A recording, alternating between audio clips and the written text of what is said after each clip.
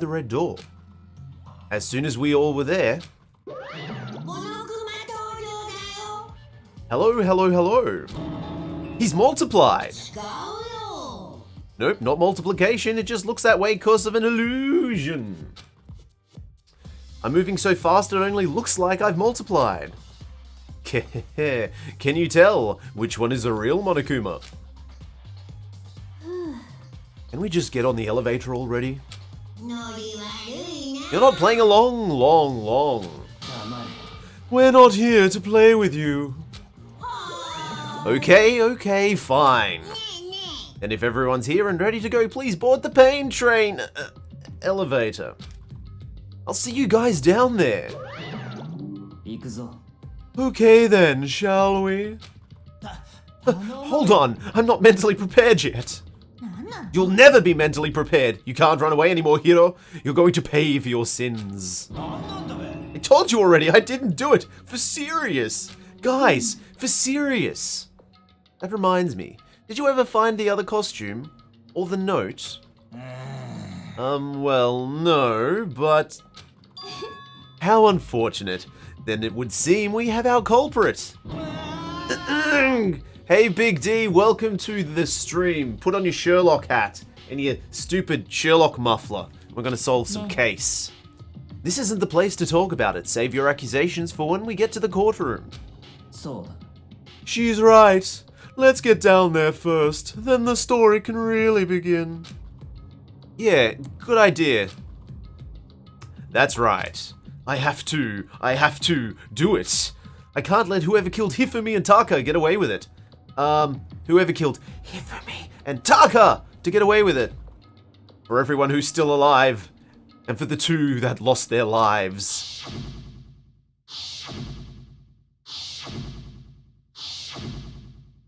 The one who killed Hifumi and Taka. The one who killed one of our friends. Had to basically pull an all-nighter last night for the July album. Sherlock hat on and ready to investigate. Wonderful. Let's do this together. The killer is... someone right here. Well, it's someone right here. Let's go in the elevator. I took one last deep breath and exhaled slowly. I began to walk toward the elevator. Once everyone was aboard, the doors closed on their own, and the steel box began to move. Going to try and wax poetic about it this time. The clunking of the elevator kept us company as we fell further and further down. There was no going back. Until we settled all this, we couldn't go anywhere. Hi, Aunt Chen. Chat, looks like my head mod got globaled. So she can't talk for now, but she's there, so beware. I'm not sure how long it took before the elevator finally came to a stop. The elevator door slid open, opening up to a cruel fate.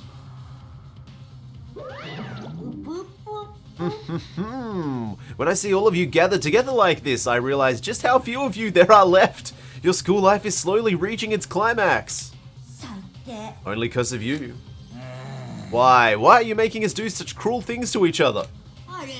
What? Do you really hate me so much? But I'm so cute. Stop goofing around and begin the trial. Don't rush me. Of course I'm going to start it. It would never be like, stay tuned for the action-packed class trial after this commercial break. Okay, well done brain powering, Chen. I'll talk to you in an hour. I mean, the chat will see you talk to me in an hour, Chen. I'd never hold on. I'd never Come here, baby. Aunt Chen's being too funny. I'd never hold out on you like that. Okay, let's begin. Get to your assigned seats. Oh, Big D, stop climaxing everywhere. There's no spooky ghosts this time. And so the curtain opened once again. A deadly judgment, a deadly deception, a deadly betrayal, a deadly riddle, a deadly defense, a deadly faith, a deadly last trial.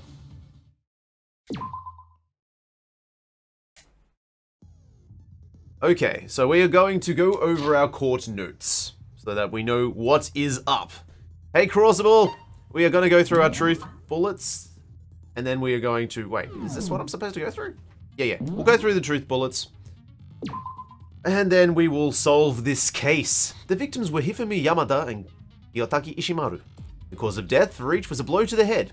It is thought they were both killed with a similar weapon. Hold on. Babies. Come here, Coco. Hold on, I've got to get you for Aunt Chen. He's sad. Here we are. This one was in arm's reach. So who do you think did it? I think Celeste did it, with help from Hifumi. And the reasons will become clear as we go through these. The cause of death for each was a blow to the head. It is thought they were both killed with a similar weapon. It does not have a time of death for either of them. That is the first suspicious thing. The tarp was found in the repository under Kiyotaka's lifeless body. Oh, damn. So that means Taka was moved. It was used to move Kiyotaka in order to avoid leaving bloodstains. He was on the 3rd floor. There was a trolley, the dolly on the 3rd floor, that was tracked through his blood. Found when the body was rediscovered in the repository, which are both on the 3rd floor. So it would suggest to me that somebody moved him. It was assumed that the same dolly that was found in the equipment room where the body was originally discovered. Now, this is a pretty suspect thing. When we first found Hifumi, his glasses were bloodied. After we found him again, they were clean. We also found his... where is it? His glasses cleaning cloth in the garbage in the medical room. What he used, it's branded with his favorite cartoon character, which was also on the camera that Celeste had. Pretty poopy Pambi Princess Peach. There was a clean hammer in the repository where both bodies were found. So that was probably where Hifumi was actually killed. The repository door was locked when we found it, so someone was still alive in there before the murders took place.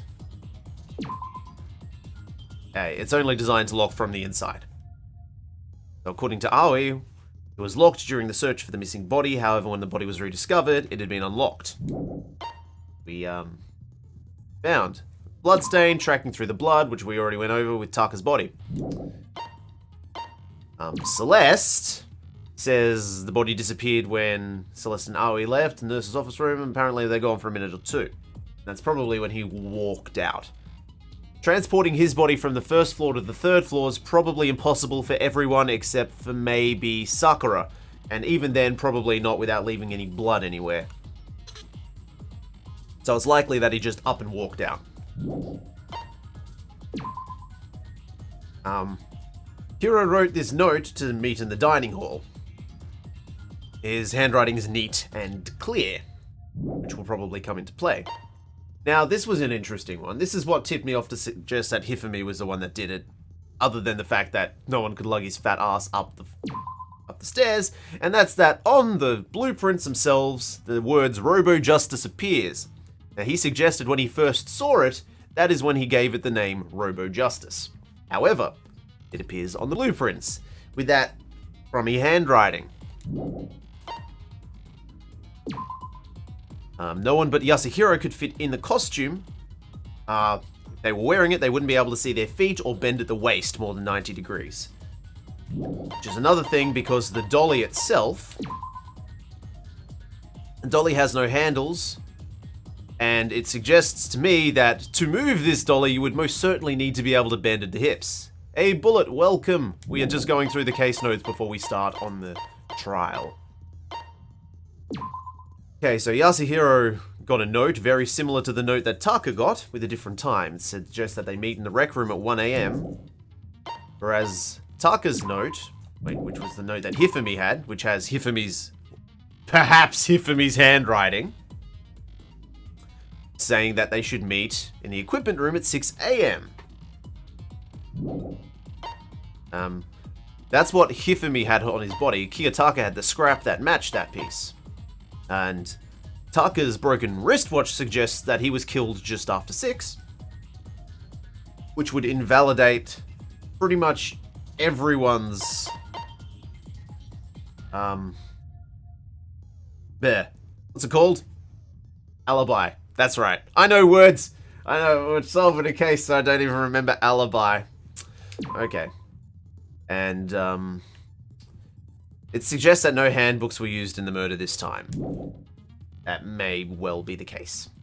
In any event, that's what we have, and that leads me to believe that Celeste and Hifumi are lying. So, let's set our skills. I don't really have many, but we'll just have whatever we have. See, we will come to a wonderful conclusion where our decision kills somebody. Let's begin with a basic explanation of the class trial, so your votes will determine the results. If you can figure out who done it, then and only then will they receive punishment. But if you pick the wrong one, then I'll punish everyone. The sides are blackened, and the one who deceived everyone else will graduate. Now then, to begin with, we already know who did it. Who was that? It was Hiro. He does not have an alibi for when the murders took place, and we found him in the suit. Don't try and deny it, you killed them! I didn't. Someone knocked me out. I was asleep the whole time. I don't know anything about it. Shut your murdering mouth, murderer. Who are you calling a murderer? Well, that's a fair point. I'm sorry to say, Hiro, but we do have evidence. Blueprints for the suit. Parts we assume were used to build it, and all of it was found in your room. You have to admit, the evidence is quite compelling. It points to you having created the suit and wearing it while committing crime after crime. How many times do I have to tell you, I don't know, I don't know. Is Hiro really the killer? Or, before anything else, we have to make that clear. Okie dokie. Now let's try and remember the controls. Yasuhiro's message. Hiro's message, okay. Everything we found in your room, the blueprints, the suit parts, they are all proof enough that you were the culprit. I don't know anything about that stuff. It's not true. It's a conspiracy. Kiddo, why? Why did you kill them? No! Just hold on a second! Okay, I just wanted to see all of the dialogue. I mean, looking at the blueprints, the handwriting is awfully messy, and it's telling me exactly where I need to shoot. If I remember right, Hiro's handwriting is especially neat. What's the button that slows things down? Oh. I'll get the controls faster this time, I promise! I promise! I'm good at this. I'm good at video games. I don't think so.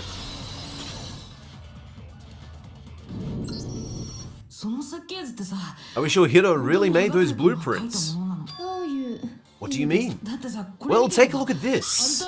It's the note that Hiro wrote asking everyone to meet up after Alter Ego disappeared. The handwriting's obviously different, wouldn't you say? When you compare it to the blueprints, hey, Bullet, how do you solve mysteries in a horrible murder death school? Of course you shoot truth bullets at words that are floating through the air. You're the strange one. When you compare it to the blueprints, there's no way you could think the same person made both of them. Unless that person made a point to disguise their handwriting. No, the difference is bigger than that, I think. Come on, I'm not that smart to think of trying to change my handwriting anyway. So, Makoto, are you saying that you don't think Hiro's the culprit? To be fair, both of their handwritings are extremely tiny for normal human beings. Yeah, well these days especially. Back in the day when we were drilled to have to write with our hands rather than using computer boxes, less so. And he's not the only one. I think Hiro is innocent as well. What? Then who was it that... who was in the Robo-Justice suit? Is it like Hiro said? Was there really someone running around in the second suit? The suspicious individual hidden within the suit. Go ahead, Makoto. Tell them who it was. And of course he passes it to me. So, who was in the Robo-Justice suit?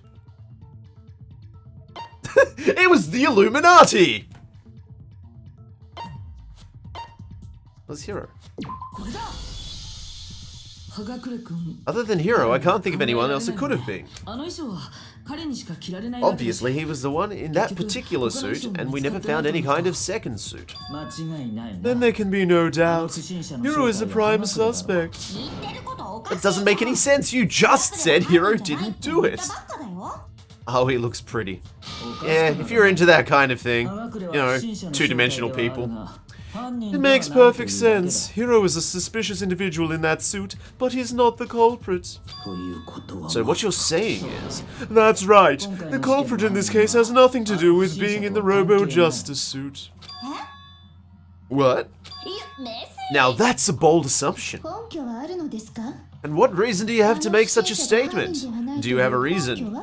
Yes? Of course, but before we get to that, there's something else we need to clarify first, so let's get that out of the way. Hey, stop trying to boss us around! All things have a proper order.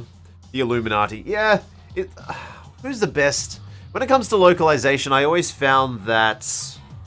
Oh man, I can't even remember the name of them. The mob that did all of the Disgaea games, they were very good at just going to town with it.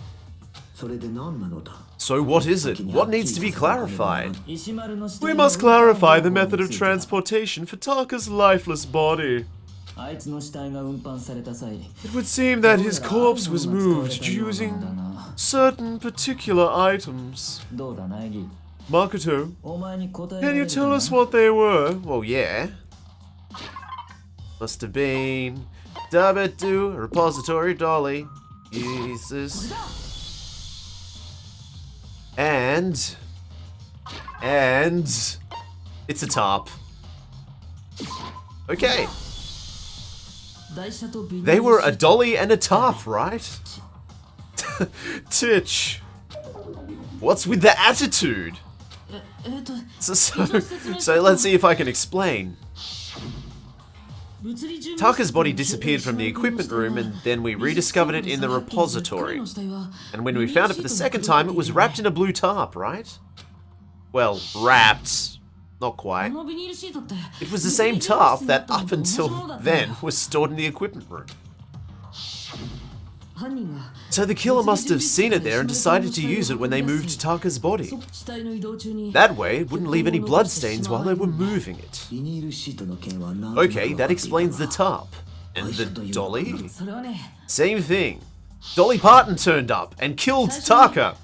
I'm sure the dolly was in the equipment room when we first found Taka's body there. But when the body disappeared, so did the dolly. Later, when Taka's body reappeared in the repository, so did the dolly. In other words, you think they used the dolly to move the body, am I right? But are you sure you are not mistaken? Huh? Are you absolutely positive the body was in the equipment room when we found the dolly was in the equipment room when we found Taka's body?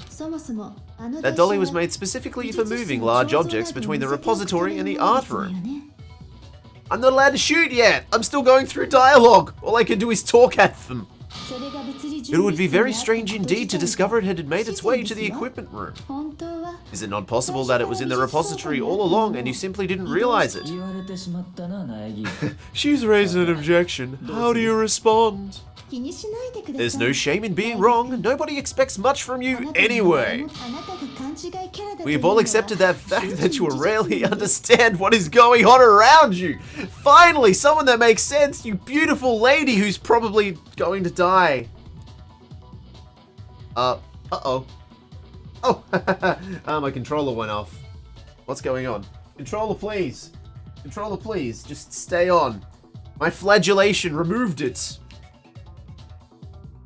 Oh, controller, please. Uh-oh. Uh-oh. Come back to me, baby. Come back to me, baby. Oh, you utter piece of garbage. Don't do this. What's going on? Please. Yes! Wow, I've never had anyone sound so nice while being so mean. But maybe I can change her mind. If I can just explain to them why the dolly must have been moved from the equipment room to the repository. Okay, and you... Oh god, another element. Yep. Let's talk about reloading. Starting with this next bullet time, we're going to add one more ingredient to the recipe. On the bottom of the screen underneath the tempo marker, you'll see your ammo counts. Up until now. Okay, I haven't really been shooting a lot. But from now on, just locking on and pressing Y won't be enough. Cost you a bullet. Once you run out, can't destroy, no matter how, but you can reload pressing X. Wait, which is X? Is X X? Is X square? Oh shit, alright. I'll try not to run out of bullets, and once I do, I'll just hammer everything. Just like locking on, you'll have to press the X button. Oh, okay, so the X button is the X button. Alright. Okay. I wonder if that means I'll just be out of bullets. Oh, oh no! Oh no! That's not! It's not the right button!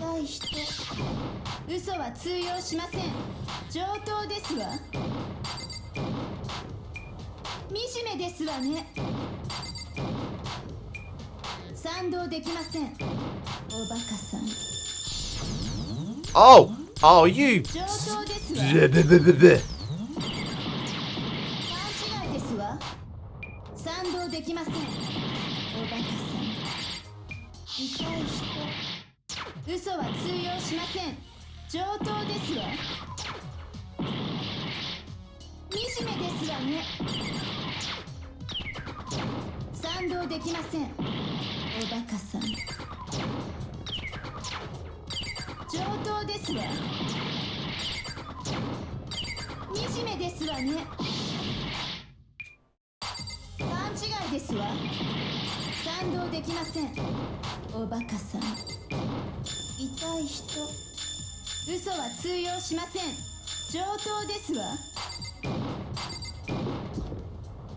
Man, you have to really get in there. Oh. I almost forgot to finish her off. I forgot to blow my load. What was I doing? You have never looked so much like DJ Paradroid as you do with your hand on your ear cap trying to catch the beat. Well, yes, I guess that's fair. My DJing exploits were many years ago and the handle is just stuck.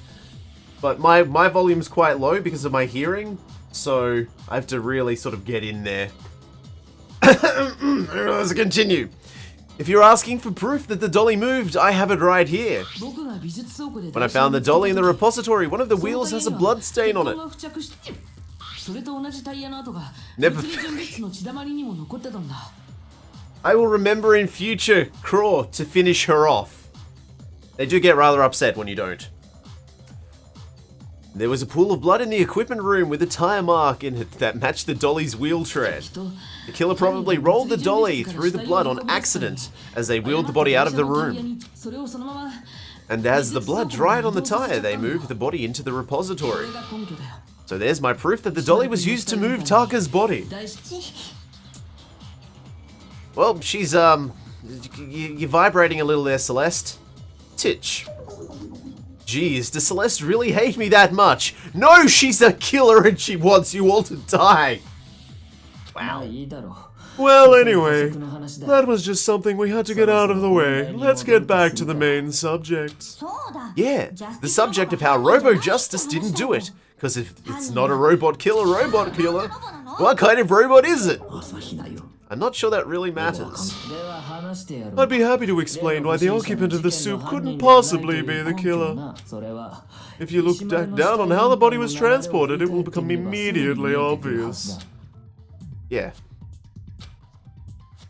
How it was moved? What does he mean by that? I'm an idiot that can't make any connections on my own. Hey Chris, help me. Okay. Wait, he's trying to prove it. Why do I have to make an argument?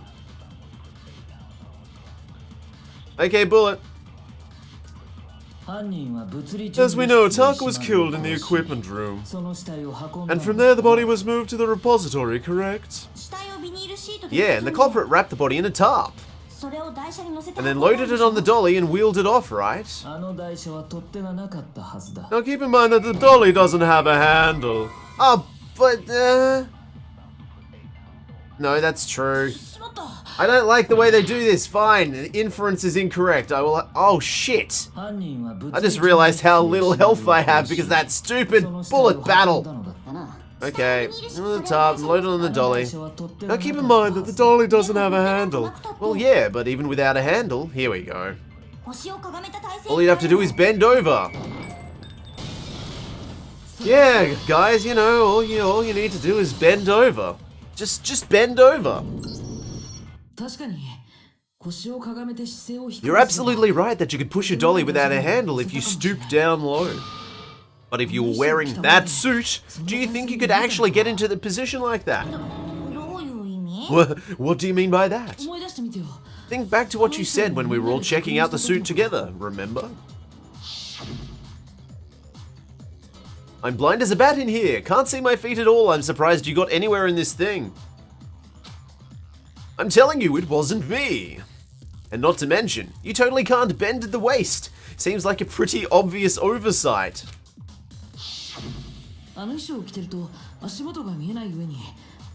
When you're in that suit, not only can you not see your feet, but you can't even bend at the waist. Am I right about that? Now that you mention it, yeah. We're all dumb. It seems like it'd be awfully hard to push that dolly if you couldn't bend over. Sorry about that, Craw. I might have to calm Nightbot's tits at some point. Settle, Kettle, settle. Well, what's to stop you from simply pushing the dolly with your feet? When you can't even see your feet? Do you really think someone could kick the dolly all that way? Yeah, it'd be totally impossible. Not that I can say for sure myself. On top of that, if you were wearing such a rigid, cumbersome suit, it's very unlikely you would have the dexterity to go about wrapping the body in a tarp. Well, I mean, isn't it just a matter of taking off the suit when you're ready to move the body? No, because the suit's got a clasp on the back. Once it's on, you can never take it off. My folks, once it is on, you can never get off. What? You mean I have to live the rest of my life as Robo-Justice? But I'm gonna get all moldy. You've already taken it off. Oh! She's right. Oh, damn it, that's not what I meant! Oh, obviously I didn't read them all. You couldn't take it off on your own? Yeah. Semantics! Semantics! Semantics! Hey Zach, welcome to the stream. I don't think taking off the suit was an option, if you remember. I know, I said it had a clasp on the back and then I selected the wrong choice. Because I'm the best. I don't know what's up with this thing, but I can't actually get it off. But I can't actually get it off. A little help? Why would you make something that you can't take off by yourself? I didn't make the stupid friggin' thing. There's a clasp on the back that's keeping you from getting it off. It looks pretty sturdy. I don't think you can get it off on your own. So... What do you know, Kyoko? We don't really have a choice. Let's help him get it off. That's true. It seems impossible to put the suit on or take it off without help.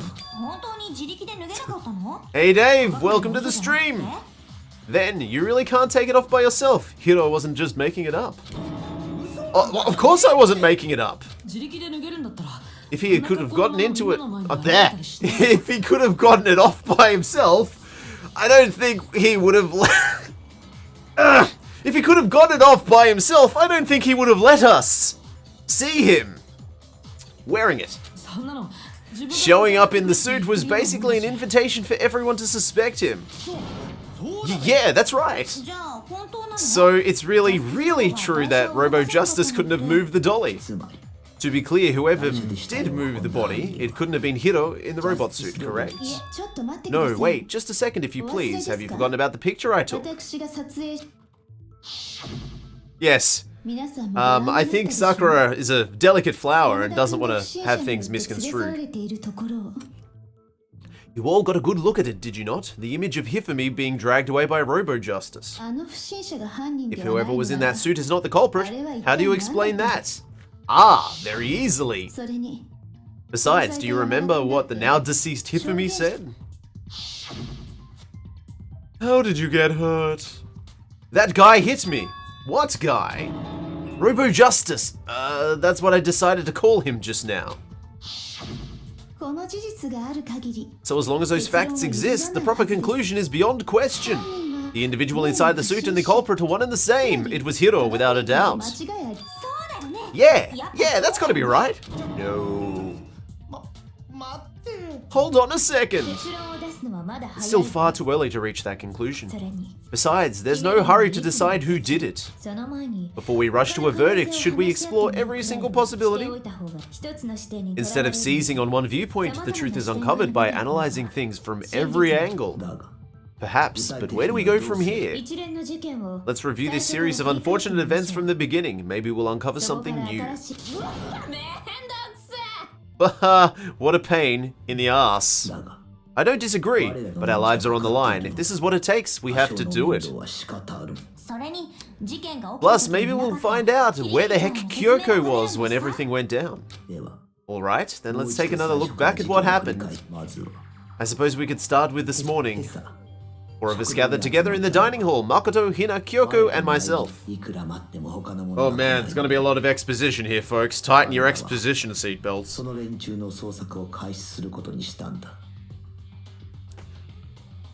Yes, Sakura Snicket will tell us what's going on. We waited there for quite a while, but nobody else showed up, so we went to look for everyone. That was around 8 AM. And as soon as we split up, Kyoko went missing. Soon after that, Hina found Celeste in the rec room and quickly came to get Makoto and me. How he disagree, he got a dick, not something I can't read.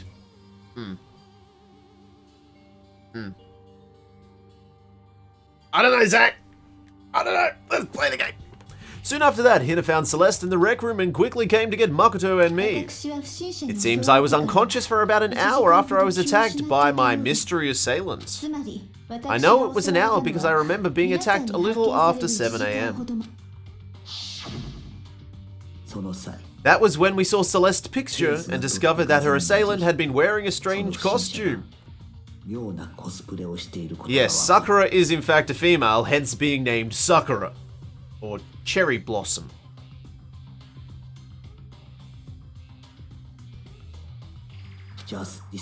As it turns out, it was Robo-Justice. It also soon became clear that the same Robo-Justice had adopted him for me. We were soon joined in our search by Byakuya and Toko, and then went out to find Hifumi in the library. He was injured, so we took him to the nurse's office and resumed our search for the suspect. But not long after leaving the nurse's office... Interrobang? What's wrong? I saw a shadow. Something moved at the top of the stairs. When Celeste told us, we decided to split up and search the second floor. Soon after that, I saw someone moving around on the third floor, which you weren't supposed to be on. And I yelled out to everyone as soon as I did. Celeste, what's wrong? That was a rather... I have read this line like 5 times this chapter. I mean, that was a rather intense scream for someone like you. Oh god. Do I have to read? Okay, I will read what Craw said. This is not from my mouth. And I read. Sakura is actually an ancient Japanese name. It references the first erotic sexual novel series admitted to the Steam store. A seminal moment in Japanese history. Well played, well played. Oh man, that means I'm as old as Steam. That means I'm as old as Japanese history. Damn it. I saw him, the strange costumed man. He ran off as soon as I screamed. I was blocking the stairs, so he headed further down into the hallway and disappeared. And then... Ungya! What was that? It came from downstairs. It must have been Hifumi. He's in the nurse's office. This is bad. Come on, we have to go back. At that point, we decided to divide up into two groups. Celeste, Hina, and I went back to the nurse's office, while Sakura, Byakuya, and Toko chased after the suspect. When we got back to the nurse's office, we found Hifumi dead. And that's when we heard the body discovery announcement. I left Celeste and Hina there and headed back to the third floor to let the others know what happened. Aww. Meanwhile, we had just discovered Taka's body in the equipment room.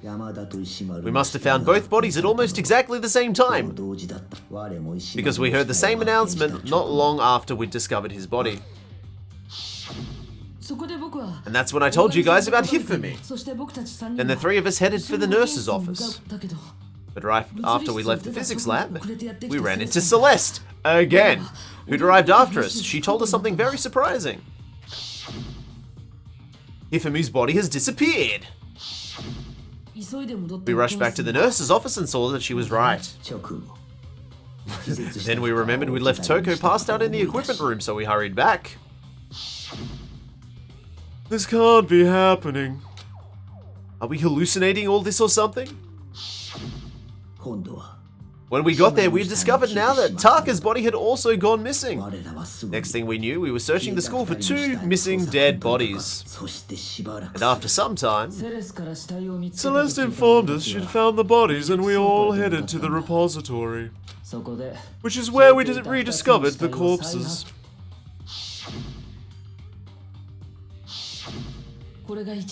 I think that about covers it. I see. So the whole thing sounds exceptionally complicated. It certainly seems to me that these are not a simple series of events. Okay, well, if that's true, then what? Rather than a single series of events, I think we have to consider each murder a separate situation.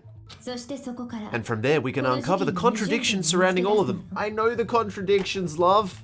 Darling baby doll, I know.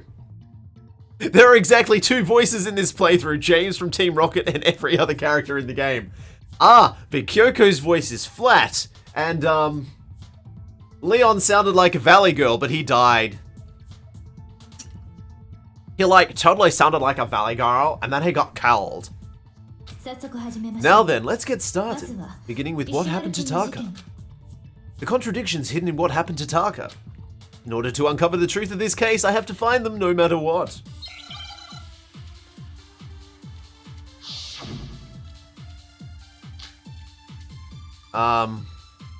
Okay. This bullet doesn't actually tell me much, but okay, oh god. So regarding Taka's death, I wonder if he died before Hifumi. Or perhaps was it after? We already know what order they were killed in. Taka came last. What makes you say that? Because of the numbering of the Justice Hammers. Yeah, but that's dumb. True that Hifumi was killed with Justice Hammer 3, while Taka's death came from a swing of Justice Hammer 4. See? So it's obvious Taka came after. No, it's not. Alright, I'll go back.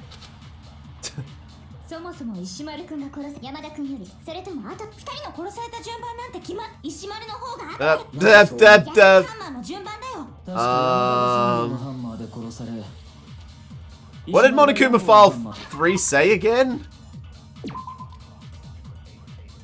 Blow to the headers thought they were both killed with a similar weapon. That's all it says. It doesn't say what order they were killed in. Alright. Alright, go. Just watch me be wrong. Just watch me lose.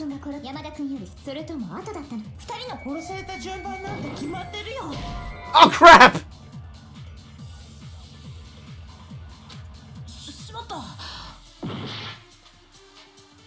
Living on borrowed time here.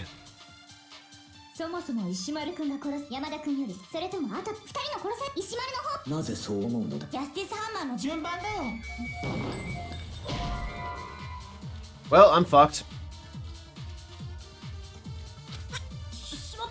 Well, good. Well, that's the end of the game.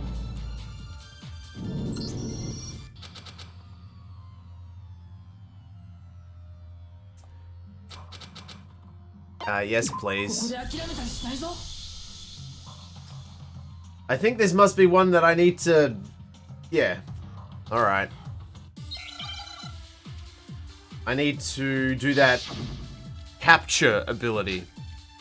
It's really hard playing this, like, over the series of a week. So I gotta remember that I have the ability to capture statements. After... There we are. Yeah.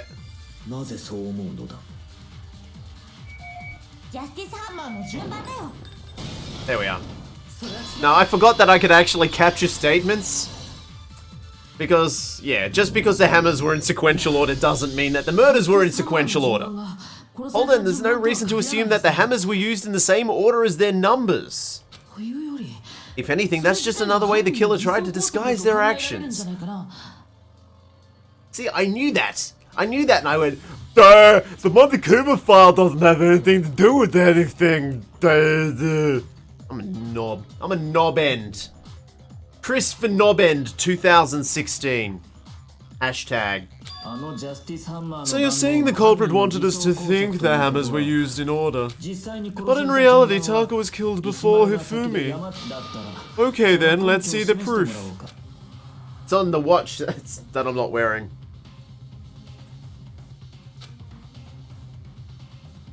Okay, so there are 3 voices then. There's some voices. There's enough voices. Thank you for understanding that Knobend Chris is one of the voices. Cause I did everything perfectly and then I solved the case. Good. I'm channeling Naegi. There's something that relates to what time he must have died. Geez, they're not being very subtle about this, are they? Oh, is this this is the Hangman's Gambit. At least this one's better than Schizo. Is it wristwatch? Is it wristwatch? Is it wristwatch? It's wrist blitzed watched.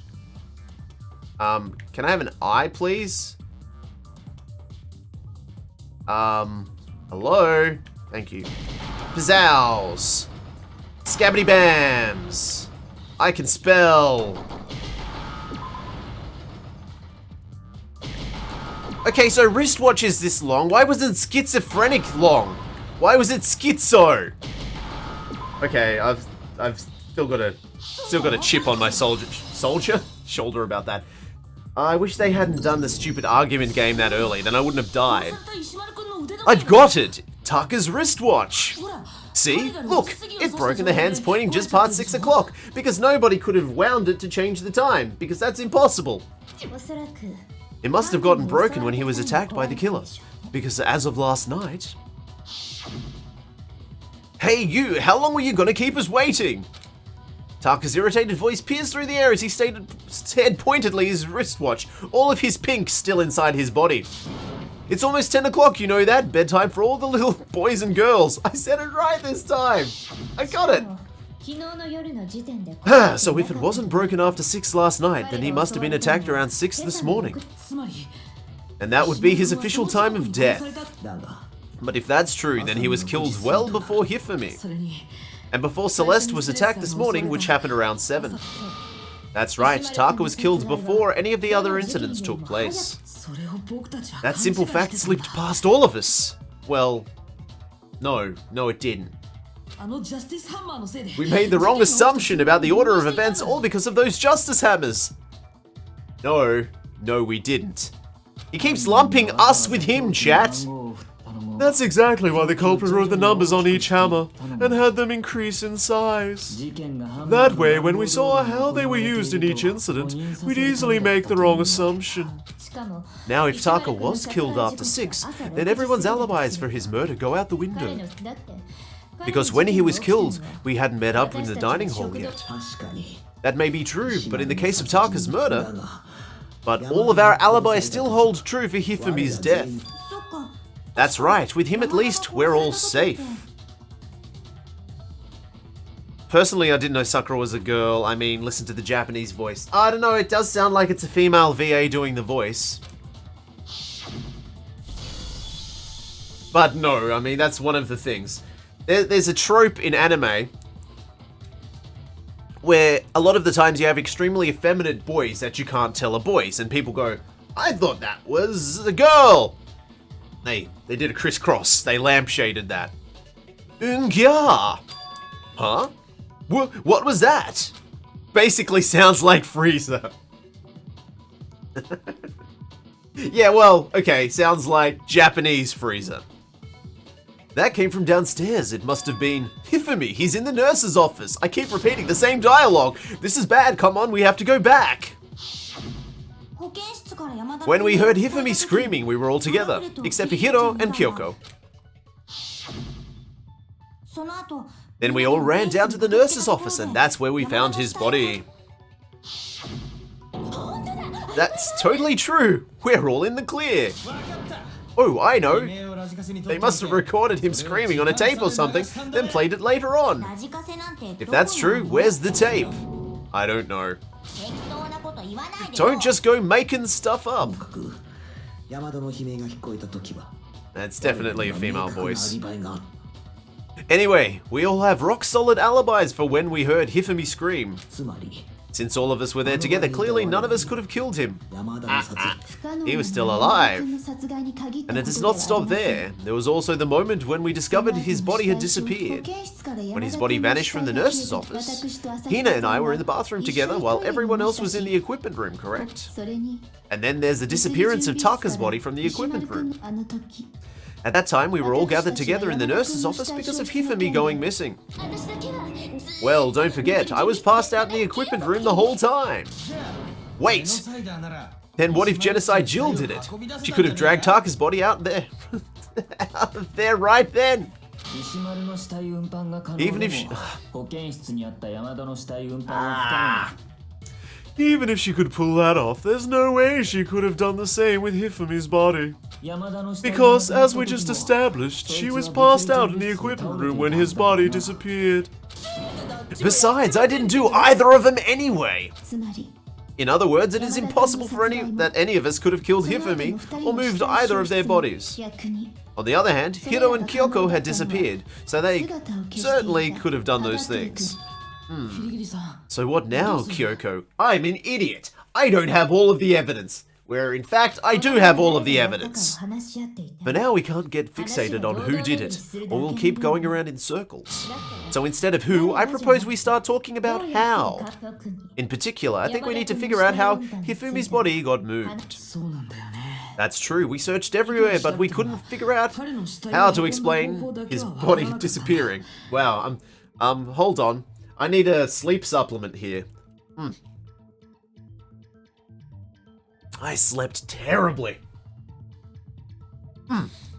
Alright, and according to what Celeste said, we could not have been gone for more than a minute or two, though. So then the killer was able to get in and move Hifumi's body in that short amount of time? It would seem so. I've got some processing lag here. His body apparently disappeared in the 1 minute her and Hina took their eyes off it. But to carry that much weight from the first floor up to the third in that short amount of time? Oh man, yeah, there's no way, it'd be impossible. Well, what if I told you there was a way to make the impossible possible? What? How?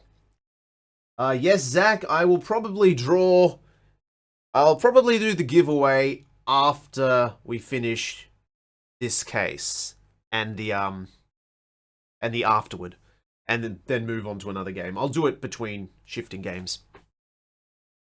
If the dead body were to move itself...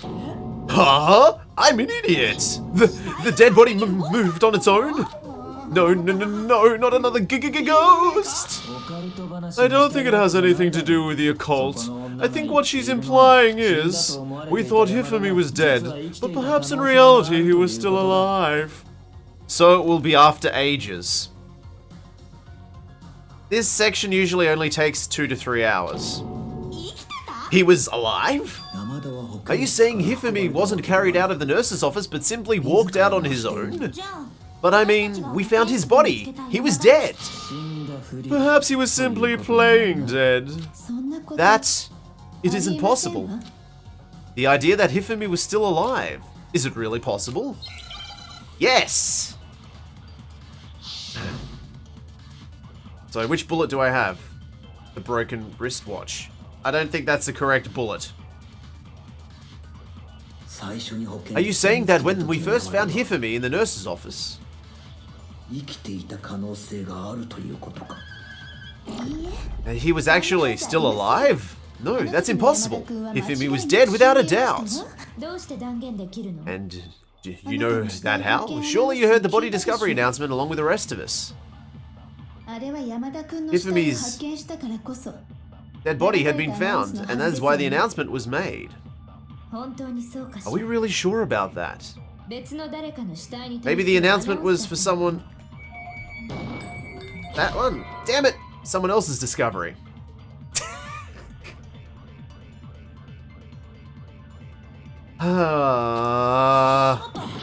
Hold on. So, broken wristwatch. Oh, of course, the broken wristwatch! I'm an idiot!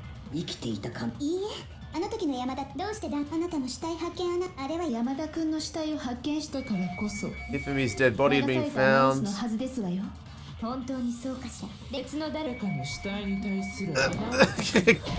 What? No! Oh.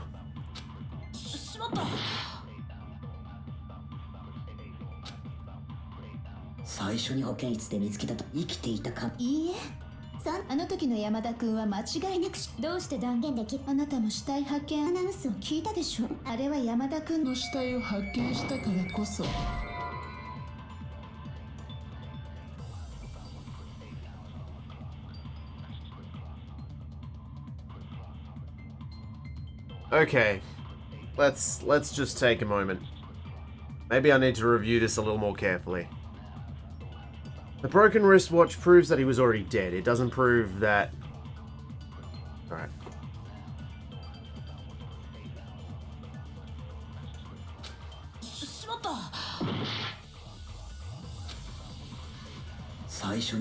He's saying that when we first found Hifumi in the nurse's office, there's a chance. Just get out of the way. He was actually still alive. No, it is impossible. Hifumi was dead without a doubt.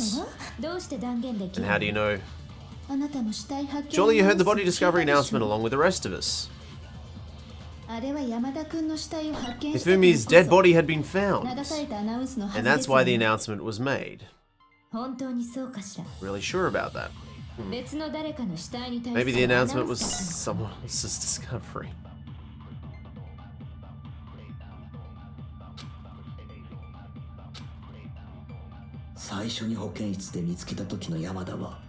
Body of this.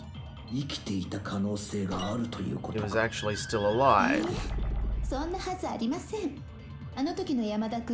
was dead without a doubt. The announcement along with the rest of us. His dead body had been found. Nah, that's dumb. That's why the announcement was made. We're really sure about that.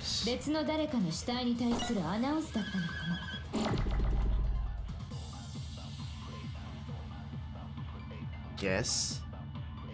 Yes. I don't even remember how to change bullets. There's a chance he was actually still alive. That's impossible. I mean, surely he was dead without a doubt. You know that.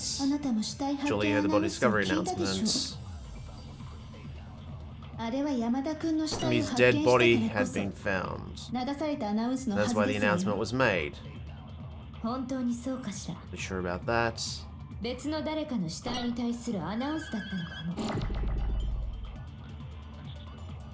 Alright, I think I'm just thinking about this in a linear order when it's not in fact in a linear order. Oh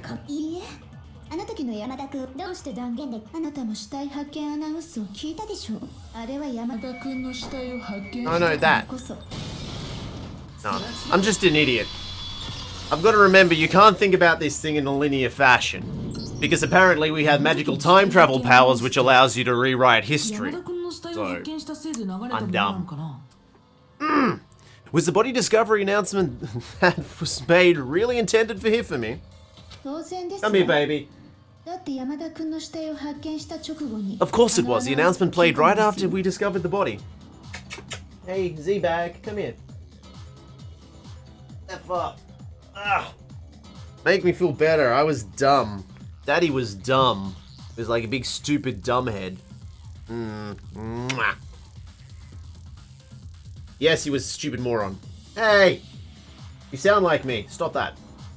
Of course it was. The announcement played right after we discovered his body. Maybe. But that was also the same time that Taka's body was found. That's right. It wasn't long after finding his body that we heard the announcement. So there's a good chance we've made a mistake in there somewhere. I think we've confused whether the announcement was for him, Hifumi, or Taka. First of all, if 2 bodies had been found, there really should have been 2 announcements. Maybe Monokuma simply got lazy and rolled them into one. What do you say, Monokuma? Any comments? Well, it's a very sensitive issue, so I can't go into too much detail. But what I can say about the body discovery announcement is that it's only broadcast when 3 or more people find a dead body for the first time. That didn't answer our question, man. We're asking if you're a lazy bum. No, actually, that was plenty. Huh? He said it's only broadcast when a body is discovered for the first time, which means, even if we find the same body again later, he won't make the announcement again. If that's true, then why was the announcement made again later on? Huh? Later on? Exactly. We heard the body discovery announcement twice. The second body discovery announcement, the first time it played, was when we found each body in the nurse's office and equipment room, and the second was when both bodies were rediscovered. See, I knew all of this. I knew all of this. We heard it for a second time in the repository when we rediscovered the 2 bodies. Ding dong ding dong. A body has been discovered. After a certain amount of time, which you may use however you like, class trial will begin. It didn't seem weird at the time, but it contradicts what Monokuma just told us, doesn't it? Exactly. If we were actually rediscovering both bodies, the announcement should have played. Then in reality, when the 2 dead bodies were rediscovered, one of them was actually being discovered for the first time! This game's too hard for my mind, actually. It's pretty simple. It's just sometimes you've already made logical connections further down the track. And you have to remember that this is like a mathematical equation. You have to do everything in a very specific and deliberate order, because if you don't, it doesn't work. So if you try to make leaps in logic, it just doesn't gel. You have the same problem with the Phoenix Wright games, where you go, I am much smarter than Phoenix Wright. Phoenix Wright is an idiot. I make these connections, but because I don't do them in the right order, I get marked less on the exam. So when we found Hifumi for the first time in the nurse's office, he wasn't actually dead yet. Meaning he wasn't actually found dead until we came upon him in the repository. And that's just part of it. There's one other thing that leads me to believe he was still alive in the nurse's office. Oh, I know. Because he was super good at playing dead. Bada bing, bada boom. That's the worst logic I have ever heard. But honestly, I do not think there's anything that can prove he was still alive. Yes, there is. The door was locked. Okay, then let's take another look at the events surrounding the discovery of his body. Thank you, Tutorial Kyoko. Then it should become clear whether he was really alive or not. The whole thing is pointless. There has to be proof that shows he was still alive. I have to find it and show it to everyone. Well, he had to clean his glasses and the door was locked, so I guess it depends on which order they want to do this in.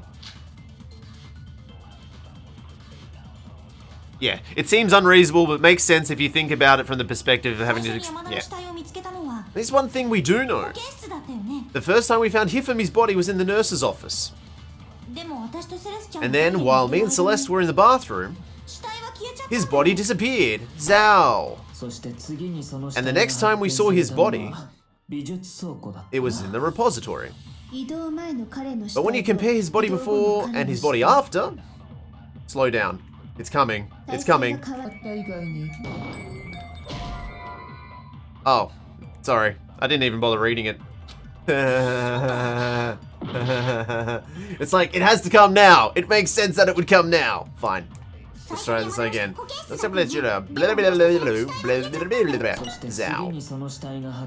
next time we saw his body, it was in the repository in the right voice. But when you compare his body from before and after being moved... Yes,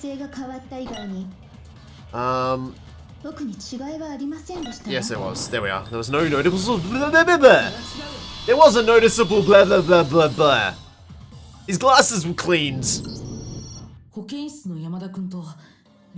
In fact, there was one clear difference between Hifumi in the nurse's office and the repository. His glasses. The fact alone that fact alone proves that he was only playing dead in the beginning. Perhaps you'd like to fill in the rest for us. When we found Hifumi in the nurse's office, his glasses were covered in blood. But when we found him again later in the repository, they were spotless. And I found the item he used to wipe them clean in the nurse's office trash can. It's always, this part is always a bit dumb, because you could go through and read every single thing, even if you weren't paying any attention whatsoever, and select the right thing, because you can have a look at it and it will say, this cloth was found in the trash can in the nurse's office. But yes, what Craw said is correct. The other thing is, this game is also meant to be able to be completed by children.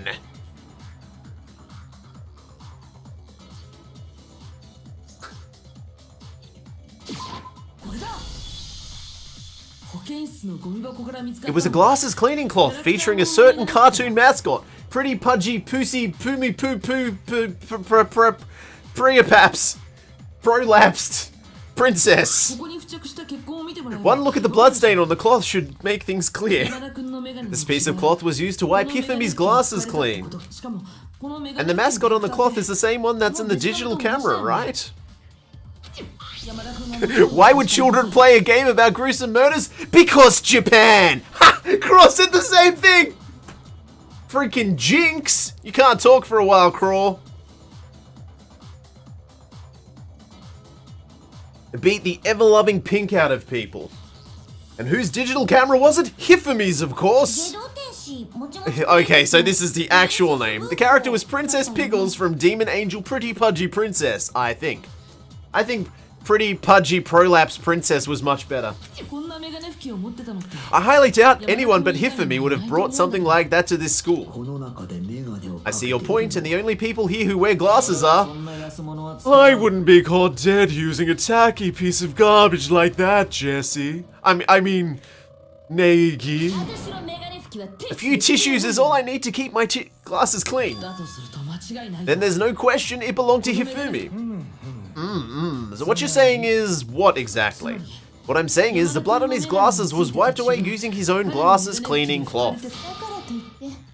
Even if that's true, it does not mean he wiped blood off himself. But who would benefit from a clean pair of glasses other than the glasses' owner? Someone creating false evidence, but you know, let's keep the cases more simple than that. That's a good point.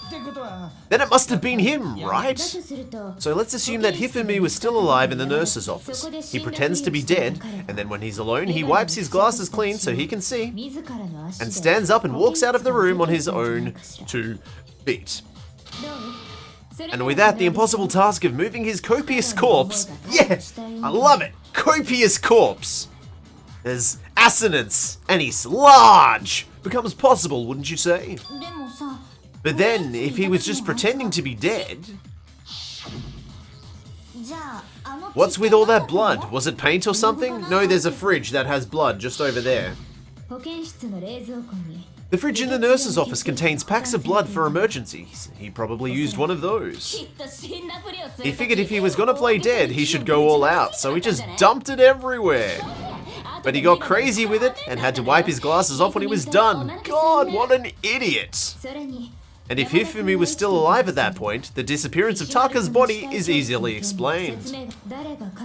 It should be perfectly obvious who must have moved Taka's corpse. Well, it was Hifumi. No, it was Sakura! It was Sakura! I said she was the only one that could have moved Taka's very small body. That's one hardcore nurse's office. Well, they are kind of trapped, so I think they probably stocked it up with blood, just in case.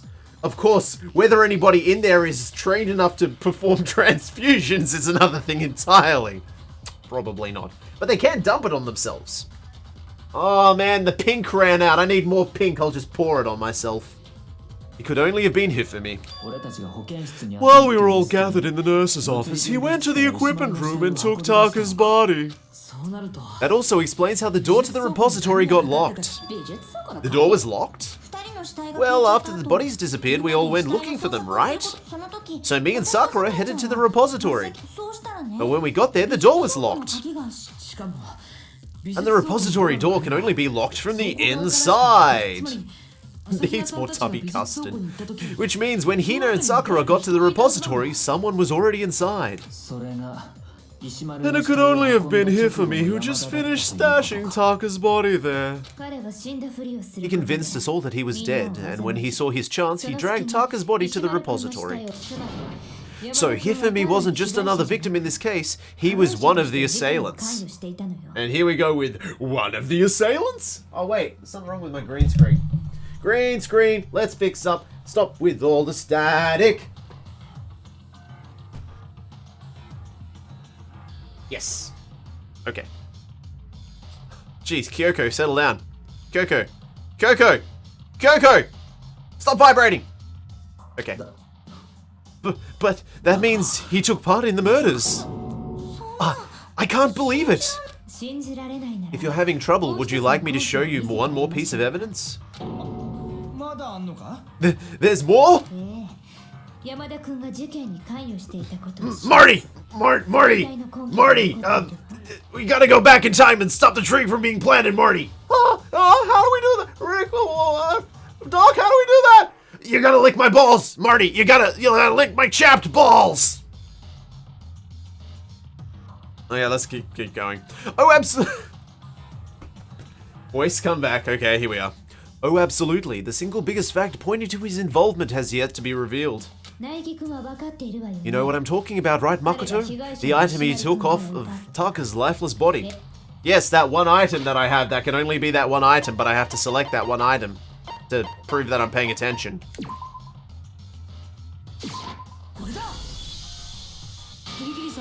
You're talking about the note Hifumi had hidden away, aren't you? Hidden note? That's right, we found it stuffed in his pants. I was like 2 more fucks away from asking your policy on profanity. I guess I got my answer. Look, I don't mind if you swear. I generally try not to. If I'm quoting something, it'll probably be a swear. And if I'm getting super frustrated, it'll be a swear. So long as you're not really doing it at each other, I don't care. I'm Australian for a start. Swearing is just part of conversation in Australia. But I find it's sort of like the lazy man's comedy. If I go out of my way to think of something else, it's probably better than just swearing. That's right, we found it. Stuffed in his pants. What? In his pants? Yes, his pants. Okay, well, forget about the pants for now. Take a look at what the note says. And of course, what I was doing was a bit. It was a bit from a Justin Roiland short, so... I found a hole maybe we can use to escape. It was a bit! It's a bit from a Justin Roiland short that eventually became Rick and Morty.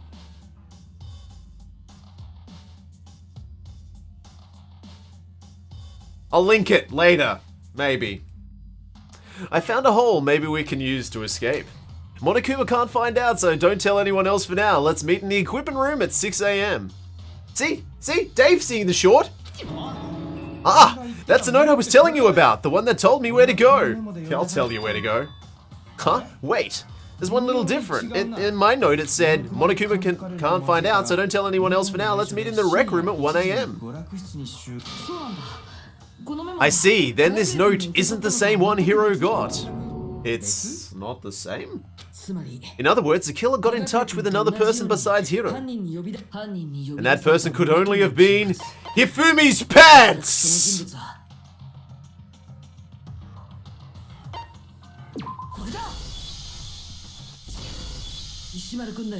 It gave me the options of me, which it obviously wasn't, Hifumi's pants, which is not in fact a person, and Taka. Let's just let that sink in for a moment, shall we? That's right, Taka! The killer used this note to draw out Taka and murder him. Hello, over here! Objection, objection. I don't really understand what's going on, but Hifumi had that letter, right? So whoever wrote it wasn't drawing out TikTok, they were drawing out Huffy. Oh, okay, they're her pet names for them. Just to be clear, TikTok is Taka and Huffy is Hifumi, right? Ugh, yes, why must you ruin it every time? Man, Genocide Jack is seriously scary. Man, this serial killer that we've established as a serial killer is really scary. And she kills boys, which I am one of, too. And pretty ones, which I am one of, too. She's really scary. I can't let her get to me. Make your argument. Okay. That was... Wait. Okay. I have 3 bullets. Unglobal! Aunt Chen is back! Huffy had the note, right? Then the person it was intended for, it must have been Huffy. But remember what the note said. What time did it say to meet? 6 AM, I believe. That time doesn't matter. It has nothing to do with TikTok. Yes, it does. Hey, TikTok was in that really scary, Alice in Wonderland sequel. Remember the one where everybody died? And the woman had, like, this whole room which was nothing with extra heads? TikTok, man. TikTok. There's this whole horrible thing where it's like, don't worry, I'll choose the right one. And he picks it up and then he turns to stone. I was bawling as a child. I mean, I don't cry. I'm Australian. Australians don't cry. We cry, but it's Foster's. No, there's absolutely is a connection. What the hell are you talking about? The note said to meet at 6 AM, which is the same time Taka was murdered. We've already proven that using his wristwatch. But there's more. Look where the note says to meet. The equipment room, right? Which is where Taka was killed. I see. So Taka was murdered at both the time and place written in the note. I think that should be plenty to show that this note was definitely meant for Taka. Well, when you put it like that... No further objections! Then someone used the note to trick Taka just the same as me. The culprit is really a cold-blooded monster, telling people they'd found a way out. But if we gave the note to Taka, what was Hifumi doing with it? Stuffed down his pants, no less. Lots of room there. Most likely, Hifumi stole it off Taka's corpse after he died. Huh? He stole it? Where's your proof? Go ahead, show us. It's the scrap of paper. It's like the scrap of paper in his hand. It's the only piece of evidence. It's this one. Sorry, I mean to sound more excited about it. When I searched Taka's body, I saw his lifeless hand was gripped a small piece of paper. Genocide at best, grill. Rip political career. Hey, if Donald Trump can run for president, anybody can go into politics. If they have millions upon millions of dollars. If I'm right about this, the sheet of paper this piece came from is... Hey Zephyr baby, Aunt Chen wants to see you. Come here. Hold on, I've got something for Chen. Hey baby. Oh, your tail's gone a bit bald there. Hi Aunt Chen, you shouldn't do brain power and get globaled.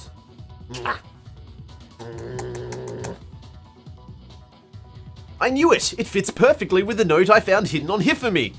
Surely I should have already known that. Then Taka scrap and Hifumi's note. Oh, I'm tangled up in cables now. Mistakes were made. Mistakes were made. Ow, you're sharp. Why are you so pointy? Don't be pointy. Pointy ferrets. Yup, they're from the same piece of paper. Hifumi had the note meant for Taka, while Taka's corpse still grasped a small piece of that note. There's only one way to explain it. Taka died clutching the note. Hifumi tried to free the note from his death grip. It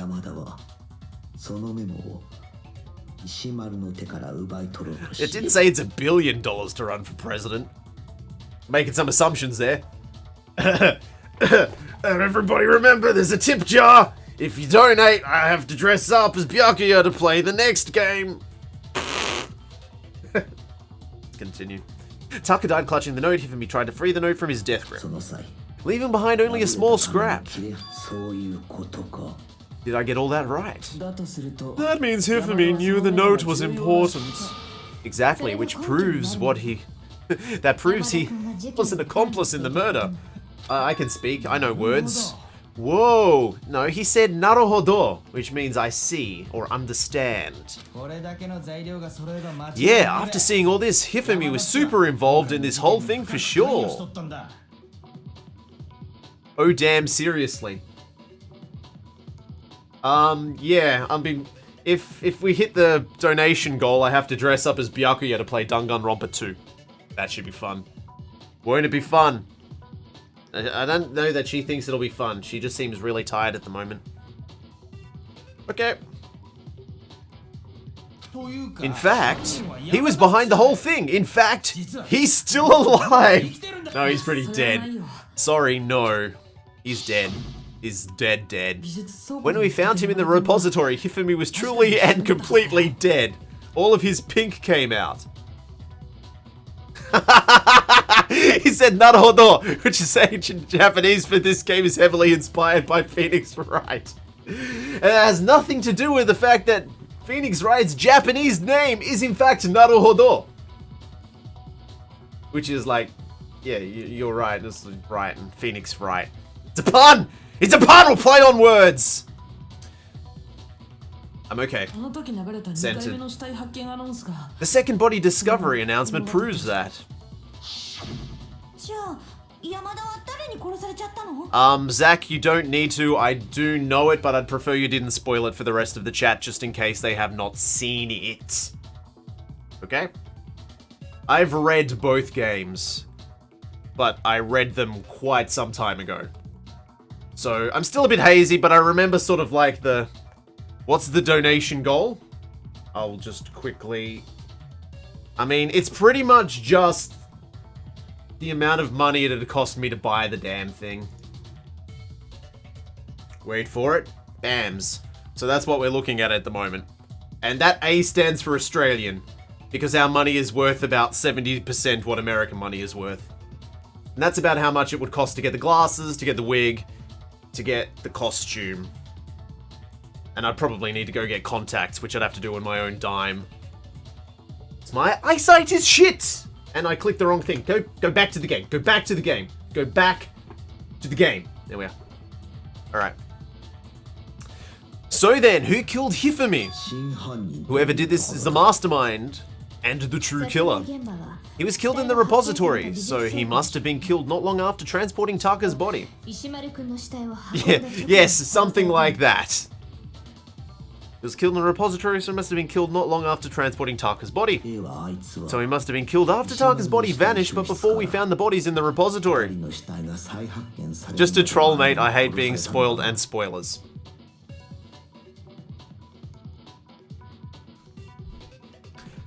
Yeah. Well, I sure hope you don't like watching Game of Thrones then, because that's spoiled all the time. Mostly by the fact that it's Game of Thrones. Oh, I'm such a bitch. So he must have been killed after Taka's body vanished, but before both bodies were found in the repository. During that time, we split up and we were searching for Taka's missing body. In other words, during that time, none of us have alibis. Wait, but me and Sakura were together. Stop trying to steal the spotlight, you stupid walrus! Who Who are you calling a walrus? That's a very good question. Anyway, when they were killed bothers me too. But there's something that's been bothering me even more. And what might that be? The weapon they used to kill Hifumi.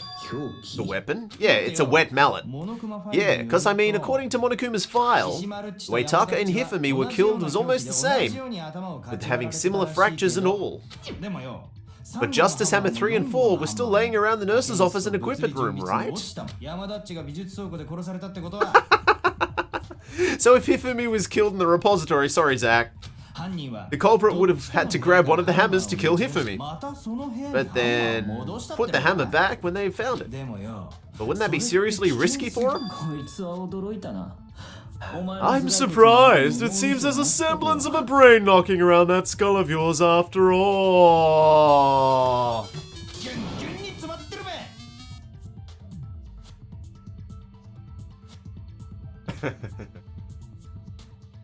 Ah, crap. I mean, thank you so very, very much. Not crossable, because it totally wasn't you. Looks like Team Rocket's blasting off again. So long as I don't have to, I'm not going to do the whole thing in James's voice. But there we are. There we have it. The goal has been reached. I have to come up with another goal now. But for now, I have to do the entire Danganronpa 2 dressed as Byakuya.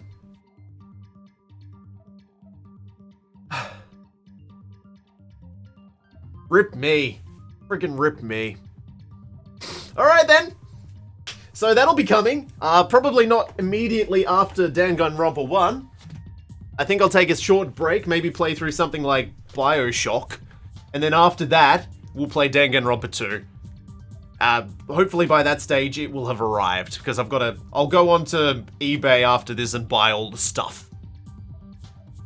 And that'll be fun. I won't be able to wear my cans. I'll have to get shitty little headphones that I can put in under the wig. Oh, there'll be a wig too.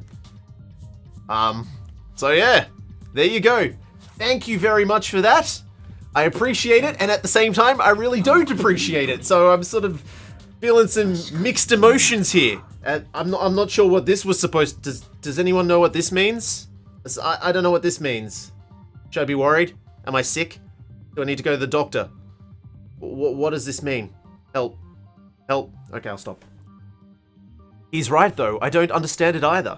The Monokuma file makes it clear that they were killed using similar instruments. At least he didn't also choose to do a media donation, or that might have been playing for a while. I don't know how long that would have gone for. The Monokuma file makes it clear that they were killed using similar instruments. But if the hammers were already laying around those other rooms... So the question is, how could the culprit have gotten their hands on either of the hammers? Personally, I haven't a clue, because I'm certainly not the murderer. Yeah. So which hammer was used to attack Celeste? Number 1 or number 2? Those were accounted for in the other rooms too, and I don't think either of them is big enough to kill someone. You haven't hit anyone with a hammer before, have you? I can't wait, you're going to be so fabulous. Oh, I forgot the most important thing. I have to shave my beard off. I have to shave my poor beard off. And it's so pretty. And it hides my chin. I mean, it augments my jawline. Oh, I'm gonna miss my beard. I'm keeping it until the last minute. Maybe like 2 or 3 days before, because I'm gonna have to trim everything up. My beard. Oh, and I might have to dye my hair. Oh, I'm not even thinking about all this stuff. Chen baby. Aunt Chen, I'm shaving because of... that. Chen. I'm shaving because of that. So I'm going to be absolutely fabulous. Okay, I've really got to get used to changing these scenes correctly.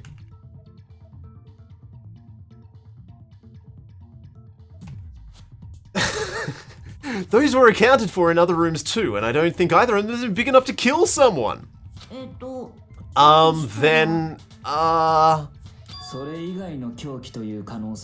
is it not possible that they used a different weapon? I'm gonna be dressed as him! It's gonna be awesome! I don't know what the next goal is. Actually, there's something you can do during this. Everybody think of what the next stretch goal should be. And then I'll update it and it'll be something else for me to embarrass myself doing. Is it not possible they used a different weapon? I don't think it is possible. They were both killed with the same kind of thing, right? So then, what was used to kill Hifumi? The weapon that was actually used to kill Hifumi. The whole picture surrounding the case won't become clear until we figure that out. Somehow I have to find the truth. The truth is, guys, it was a damp mallet. So everybody remember to watch out for damp mallets. There it is. Spotless hammer. I prefer damp mallet personally, but spotless hammer works too. What was used to kill Hifumi? Spotless hammer. Was it the justice hammer? Maybe the justice hammer. Oh. Maybe another justice hammer. Well, whatever it was, there's one thing we have to figure out. How was the culprit able to move around so freely with that weapon? How did nobody witness them carrying it? Sounds like a Justice Hammer 5 is about to make an appearance. Check out murdergear.com/hammer time for more info. Well, one thing seems pretty clear. The murderer had to be one of the Justice Hammers. No, I'll remember the buttons. Hold on. House tour. I don't know if you'd really want a house tour. For a start, it would only take about 5 minutes. I live in an apartment in the city. It's an idea. The murder weapon wasn't a Justice Hammer at all. No, it was something completely different. Yeah. I live with a roommate in the middle of the Adelaide CBD in a apartment that's about 60 square meters. It'd take like that. I can't click because I've got moisturizer on my hands. Don't think into that. It's just moisturizer, okay? I have chapped lips. I've got chapped lips. It's Vaseline backwards. See? Oh no. Green screen, no. Did it again. Here we are. The murder weapon wasn't a Justice Hammer at all. No, it was something completely different. By completely different, I mean exactly the same. But seriously, a different weapon? Specifically, a hammer from the repository. The killer could have easily used that to kill Hifumi. Now, all the hammers in the repository were covered in flecks of grit and debris. But for some reason, one of them had been scrubbed clean. Huh? And the reason it had been scrubbed clean was most likely because it was used to commit murder. If the hammer got covered in Hifumi's blood, of course I'd have to clean it off. I'd also like to point out that the repository has all kinds of hammers. Big ones, small ones, some as big as your head. Give them a toss, the room across is what the storm... Wait. I don't know, something about coconuts. Am I alone here? Why would you want to see my place? It's gross. I live in abject squalor. The nicest place is in this, like, 2x2 square meter area that has all of my gear. And everywhere else is terrible. I sleep on a futon. It's folded up behind me so that the green screen can be seen. The sacrifices you have to make to be a streamer. I'd also like to point out that the repository has all kinds of hammers, big ones, small ones, and even some flat mallet-like ones. I think whoever made the Justice Hammers used those as a basis for their design. If that's true, that would explain the Monokuma file's note about the wounds being similar. So Hifumi moved Taka's body to the repository where someone used the hammer to kill him. And whoever did that is the true killer, the one Hifumi was working with, the one who betrayed him. Hold on a moment, I think it's strange to assume someone was working together with him. Oh, but only me. Just me, Celeste. Celeste being me, only her. The way the graduation rule works, there's no benefit to helping someone else carry out a murder. So the idea that someone would work together like that is simply ludicrous. We talked about this, did we not? We did talk about how there wouldn't be any reason for anyone to work together. At least that's what we thought at first, but I think there is. I think there most certainly is. I don't think the spotless hammer is going to be the thing, though. I'm probably going to have to steal information. Here's hoping we don't mess this up again. Based on the rules that have been laid out for us, even if more than one person is complicit in the murder, the only one who actually carried out the actions gets to graduate and survive. Assuming that it's simply impossible that two people work together on this. That is how the rule was explained to us. But as that really applies if there's only one murder, right? In this case, however, there were two murders. Can we really say there's no chance two people work together on this?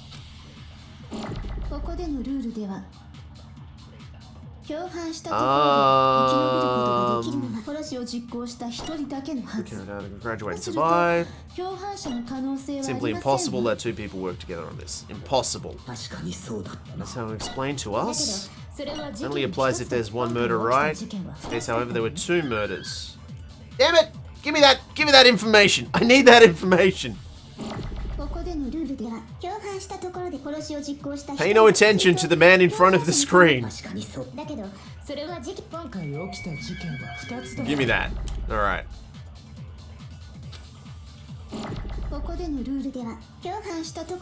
This is gonna be wrong, isn't it? Yep. Yep, it's wrong. Okay. So, spotless hammer. Based on the rules that have been laid out for us, even if more than one person, the only one who actually carried out can graduate. All I have is a spotless hammer, so I have to get something. Simply impossible that two people work together on this. That is how the rule was explained to us. One murder, right?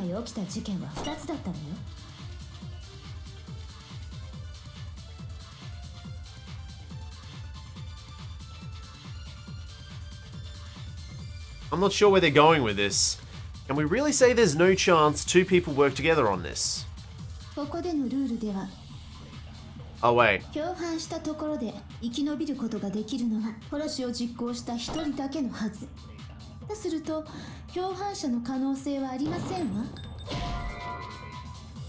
Well, the hammer's clean, so somebody who killed Hifumi... What are they trying to go with this? Well, gotta go. Looking forward to TJ Byakuya droid. Thanks for sticking around, Crawl.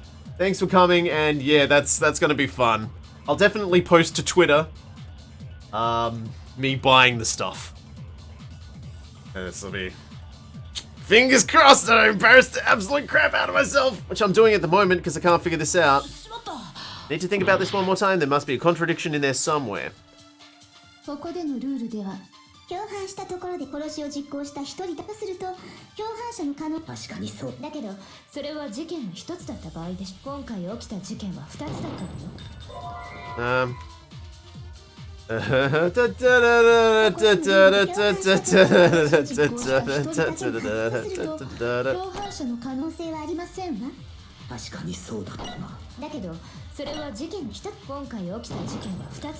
oh, piss.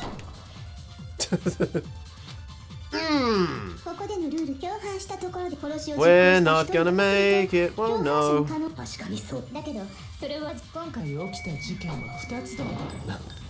Oh, god damn it! I'm gonna eventually hit. Do help. Well, for a start, I don't know if I'm... There are only so many permutations I have right now. I'm trying one of them, but I keep missing. No. Alright.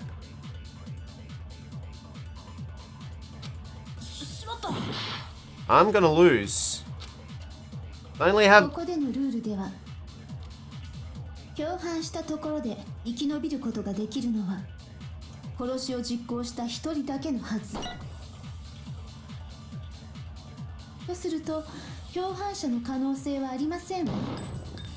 No. Alright, I'm at sea here. As I always have this problem. I don't know if it's processing lag or what. 確かにそうだけどそれは今回起きた事件は2つだけここでのルールで共犯したところで殺しを実行した1人だけのはずとすると共犯者の可能 Well, that's what I thought! Didn't I already do that? でも今回は2つの事件が起きてたんだだったら共犯関係も成り立つんじゃないかな I mean, okay. Alright, I'm just going to take a pause for a moment and explain my logic behind this. Now, if there's a clean hammer, there's a dead body, and we've already established that the guy who killed that guy is probably the guy who also moved him, then the spotless hammer would indict another person because they had to clean it after they killed him, so there'd be a second.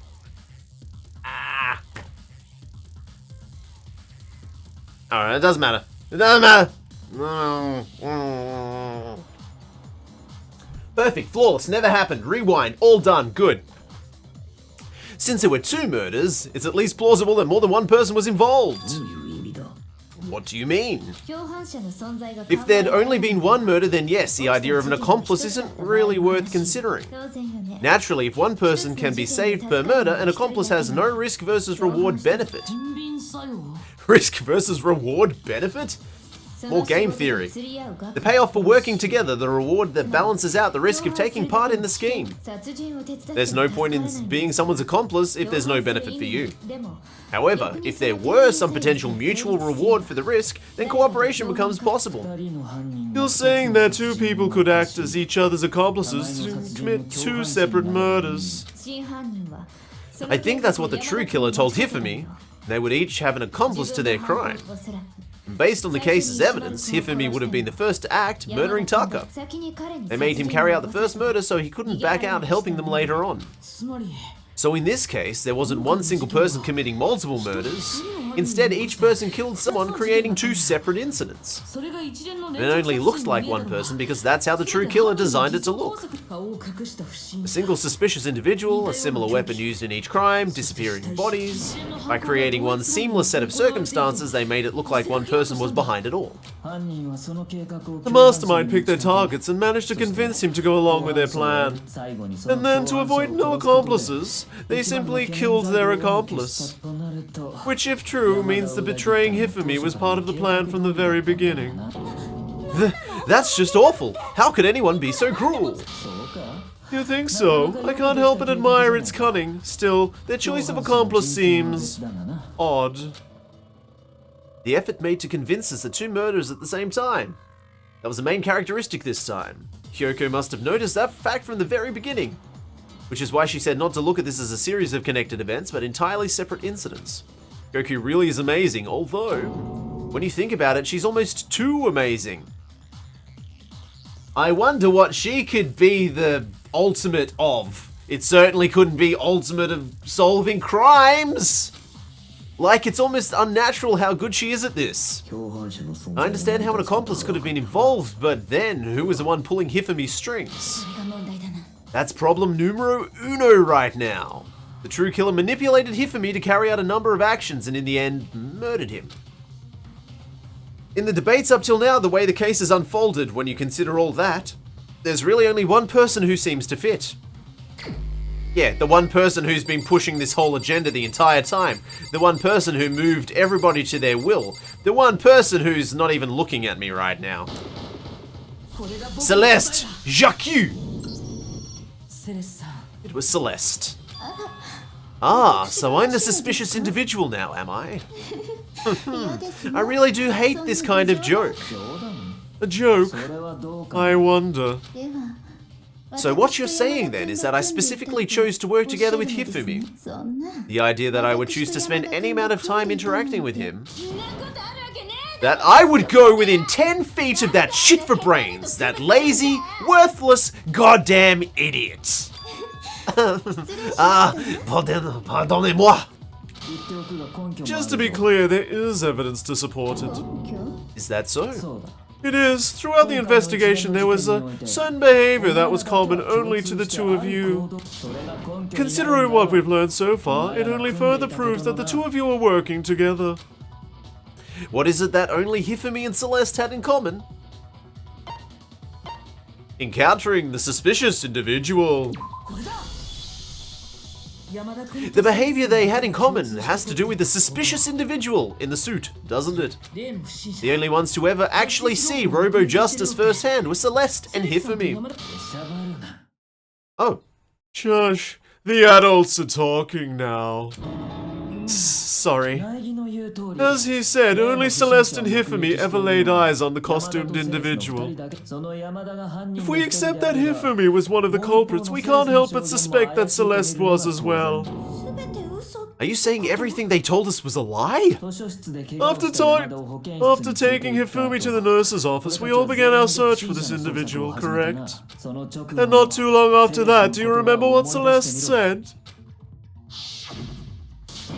I saw a shadow, something moving around the top of the stairs. We headed to the second floor specifically because of what she had claimed to have seen.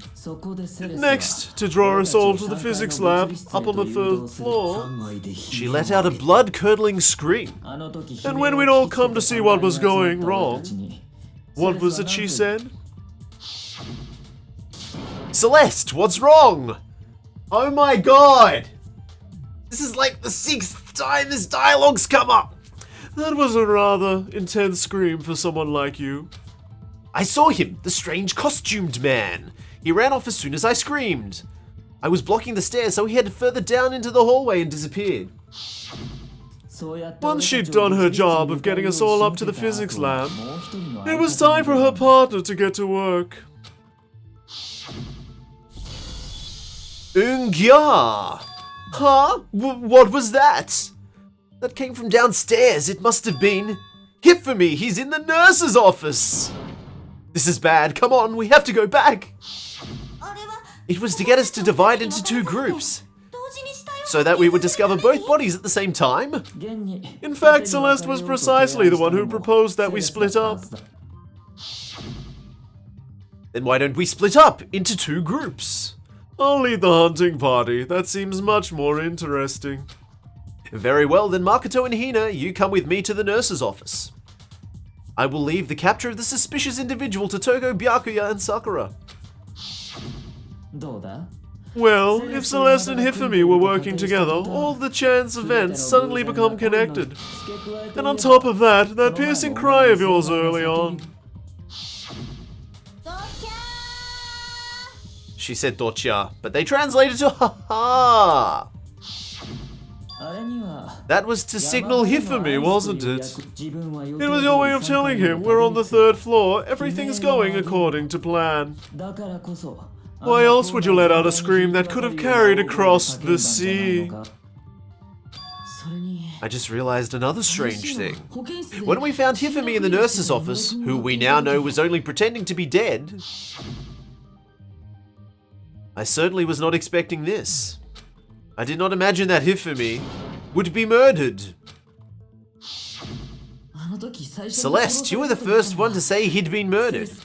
You wanted to make sure we wouldn't have any doubt in our minds. I don't believe it. Everything, the whole thing was one big act. Hina, you were with Celeste when Hifumi's body disappeared, right? Yeah, I was feeling kind of sick, so Celeste took me to the bathroom. Wait! Then that was... She wasn't worried about you. She saw a chance to help Hifumi sneak out of the nurse's office. Each piece isn't much by itself, but start putting them together and the picture gets very... Oh dear.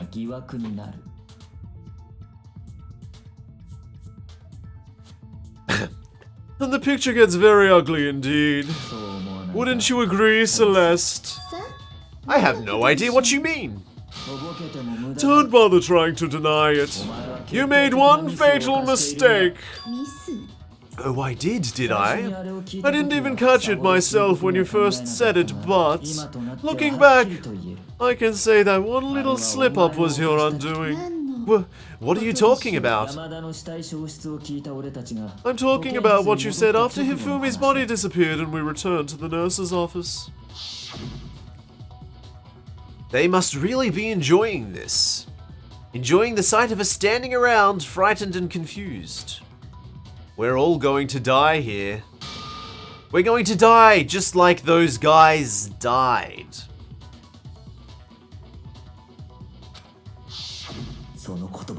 I remember her saying that too, but I don't understand what's so strange about it. Then pay attention. Sakura Toko and I were the first to discover Taka's body in the equipment room. Then Makoto showed up and told us Hifumi had been killed, so Sakura and I left with Makoto. Once we were in the hall, we ran into Celeste and the four of us headed to the nurse's office. Now, the entire time we were together, none of us said anything about Taka being dead. I must admit, I did miss that. It did seem rather uncharacteristic for her to say it, but I did miss that precise point. Think about it. Celeste's comment doesn't make sense. It was completely out of place. It did feel out of place. Yeah, I see what you're talking about, although I don't really get what it means. You hear that, Celeste? Everyone's having some trouble understanding. Could you repeat what you said? If you're really not the culprit, you shouldn't have any problem repeating it, right? Byakuya said Celeste's comment doesn't make sense. But what is he alluding to? The fact that she said they were both dead when she only knew that one of them was. That would be it. Man, we're all so two-dimensional. I don't think that's right. I think I'm gonna have to pick up something. All I said was, they must be really enjoying this, enjoying the sight of us standing around frightened and confused. They must be positively elated. We're all going to die here. It's just like those guys died.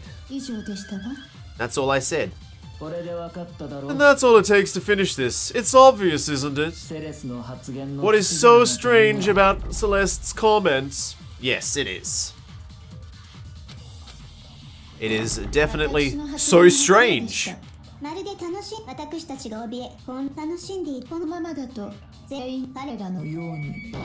I missed. I shot Leon! No, Leon's already dead! Stop it, guys. Like, I'm totally already dead. Why are you shouting at me? I don't understand. Oh, shit. I have to reload it again. Come on.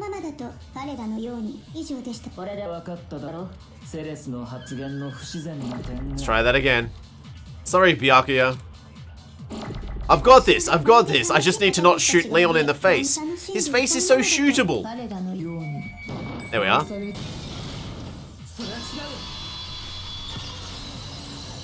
Yeah, so I missed the first obvious Poirot tell in this one. I got the one in the last case.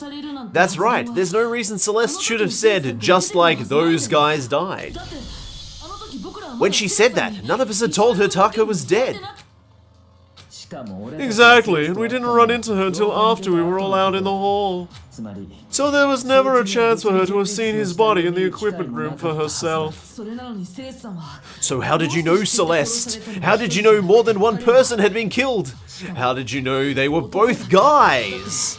Because Kyoko had also disappeared, right? So she could have been dead too.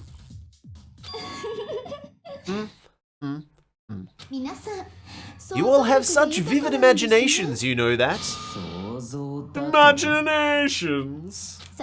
You claimed that I was lying when I told you about the suspicious person I saw. Then what about the picture I took? You said you took that after you were unconscious, didn't you? How do you explain this picture of the costumed villain dragging Hifumi away? It has to be some kind of setup, right? Celeste put the suit on and then she used the camera's timer to set up a picture. Have you so quickly forgotten? You were the only one who could have possibly fit into that suit.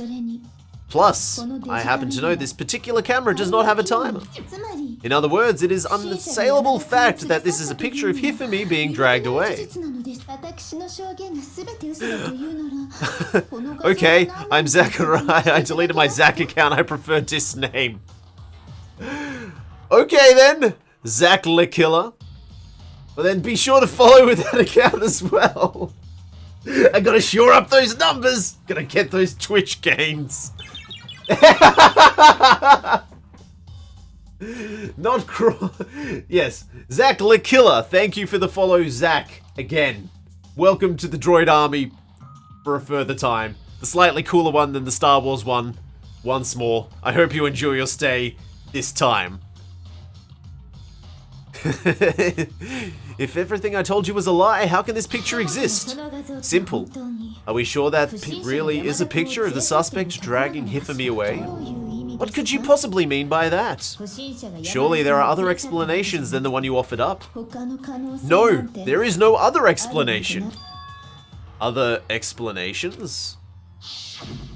Yeah, he's carrying it. If it wasn't a picture of the suspect dragging Hifumi away, the only other possibility is Hifumi is dragging the suspect away. Dams! It's not a picture of the suspect dragging Hifumi away. I would say it's a picture of Hifumi dragging the suspect away. That's certainly within the realm of possibility. The one being dragged off in the picture isn't Hifumi, but the person in the robot suit. We've simply been led to believe that it's the other way around. Crisscross! And the strange costume might only exist to lead us astray even further. Or sorry, not even further, but even farther. Which I suppose is fair. Yeah, okay, I'll pay it. If you saw someone wearing something like that, in this situation, of course you would notice and be suspicious. That's what happened. You put me to sleep and made it out to be the bad guy in all this. Wow, I think I was a little off in my intonation there. Oh wait, we established that that was supposed to be Such a thing is utterly impossible. Hifumi was dragged away. Ridiculous. Oh wait, I said that wrong too. Is it? I don't think it's ridiculous at all. Then shut your mouth and allow me to educate you. Celeste thinks she can prove that there's no way Hifumi was dragging the suspect away. But is that really possible? Is it indeed? Make your argument.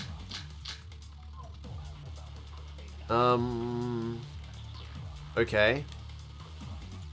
I don't even know which one I need. You dressed me up in that suit after I passed out. And then you just dragged me across the... something in the head. What? You tried to make me look like the bad guy. I can't even read these things. Like I said, ridiculous. As you can see in the picture, the suspect is standing perfectly upright.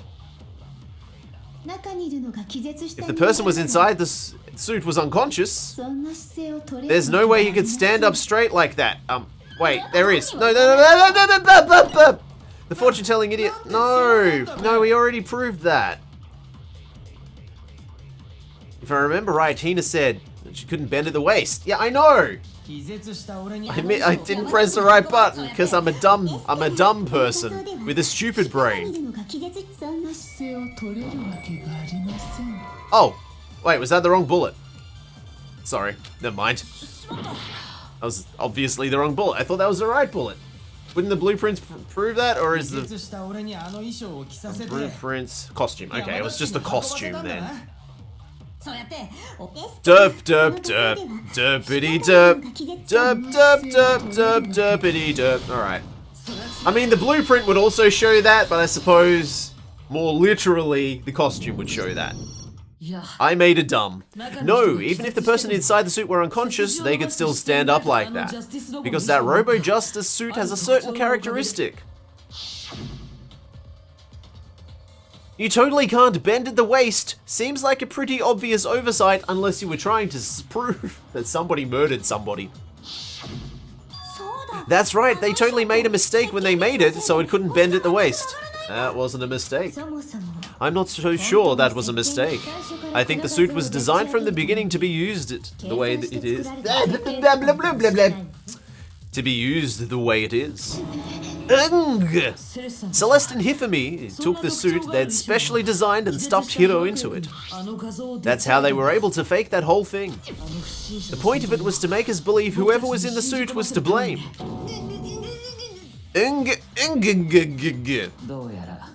Well then, I suppose this is checkmate. Checkmate?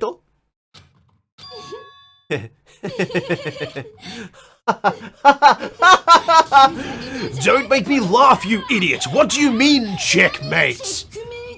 Interrobang. Oh, she is a lot less cute like that. Settle down. Celeste, please. Celeste? Clearly you want to cram me into your little guilty box. Well, there's one little problem. Have you already forgotten what Hifumi told us as he lay dying? Hey Hifumi, who was it? Who attacked you? Who tried to kill you? Who killed me? That's right, I remember their name. Yasuhiro.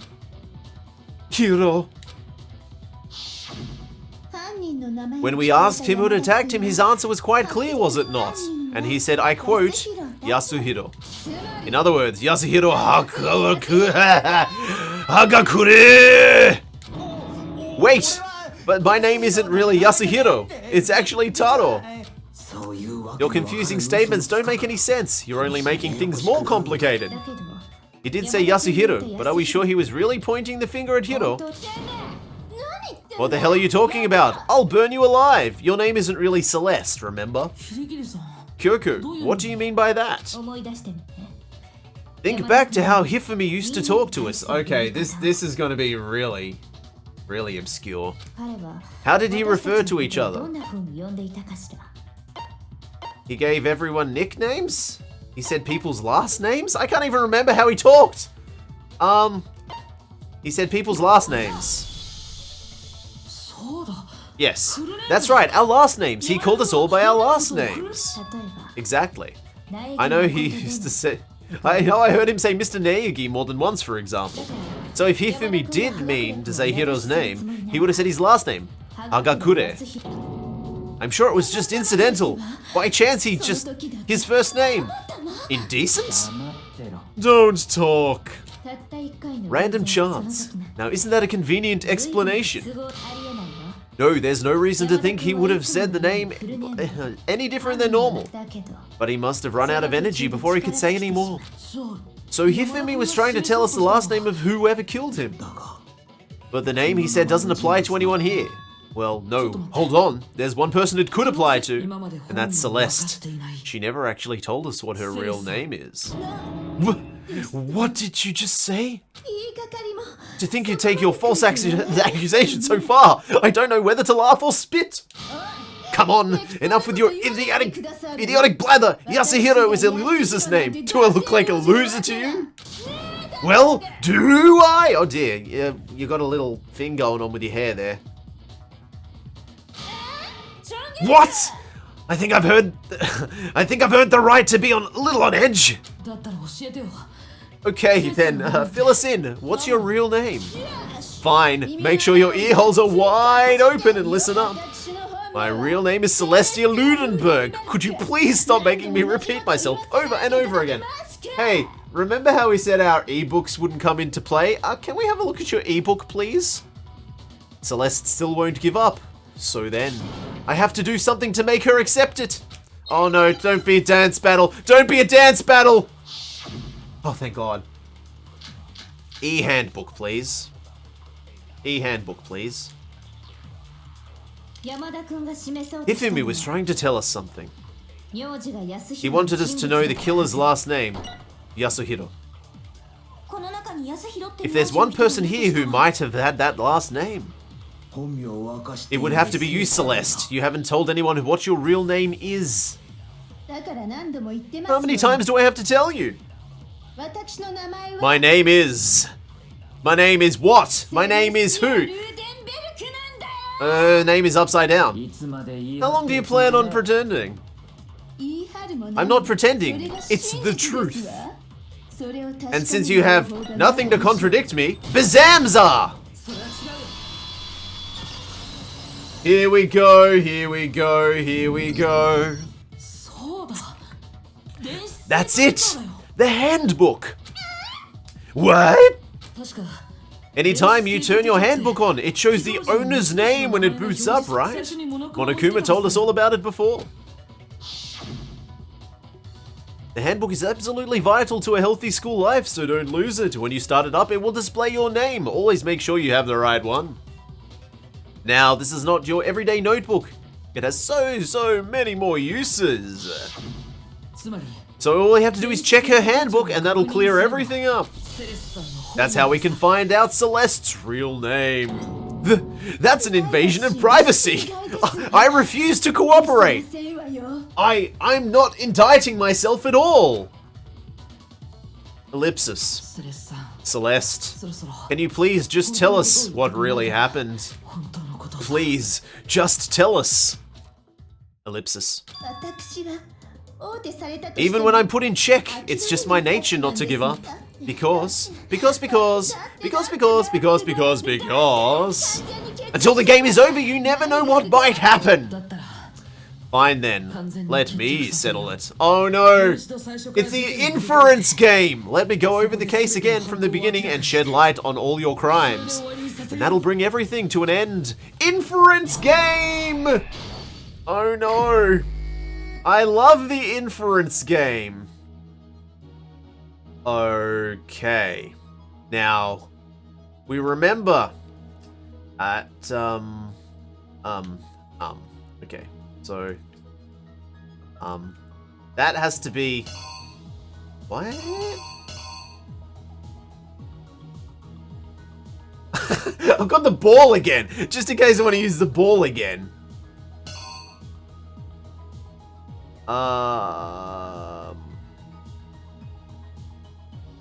So wait, who's already tied up? Who would already be tied up? What the hell is wrong with Hifumi's face? Alright, well... Now... Oh god, look at this! I don't know what's going on there. I think he's pushing the trolley. Alright, so we know at 1 AM is when they got... This happened at 1 AM, right? He got.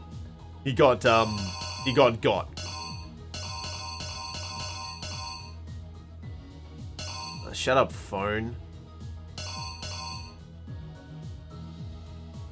Oh man, I think this is going to be a bad inference game, to be perfectly frank.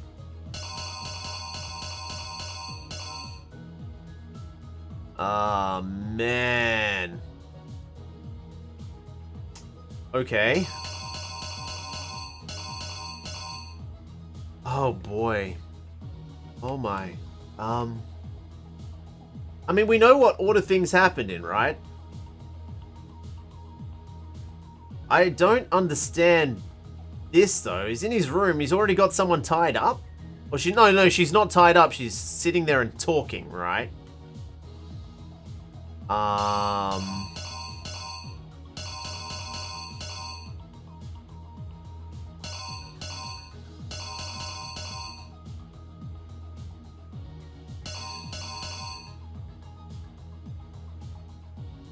Oh boy. Okay, this is going to be tough. So let's infer a little further down the line, shall we? Now,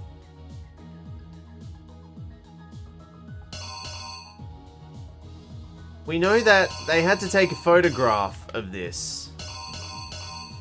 So I guess it's this here. She was ready to take a photograph of him pretending after they dressed up. Hiro. And Hiro hasn't woken up. I just don't understand what's supposed to go in these ones. I mean, that's very vague. So let's just build further down the line.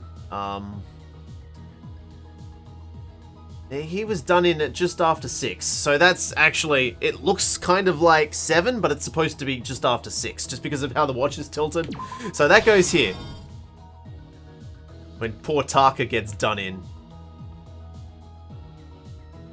Alright, and after that happens, after he kills...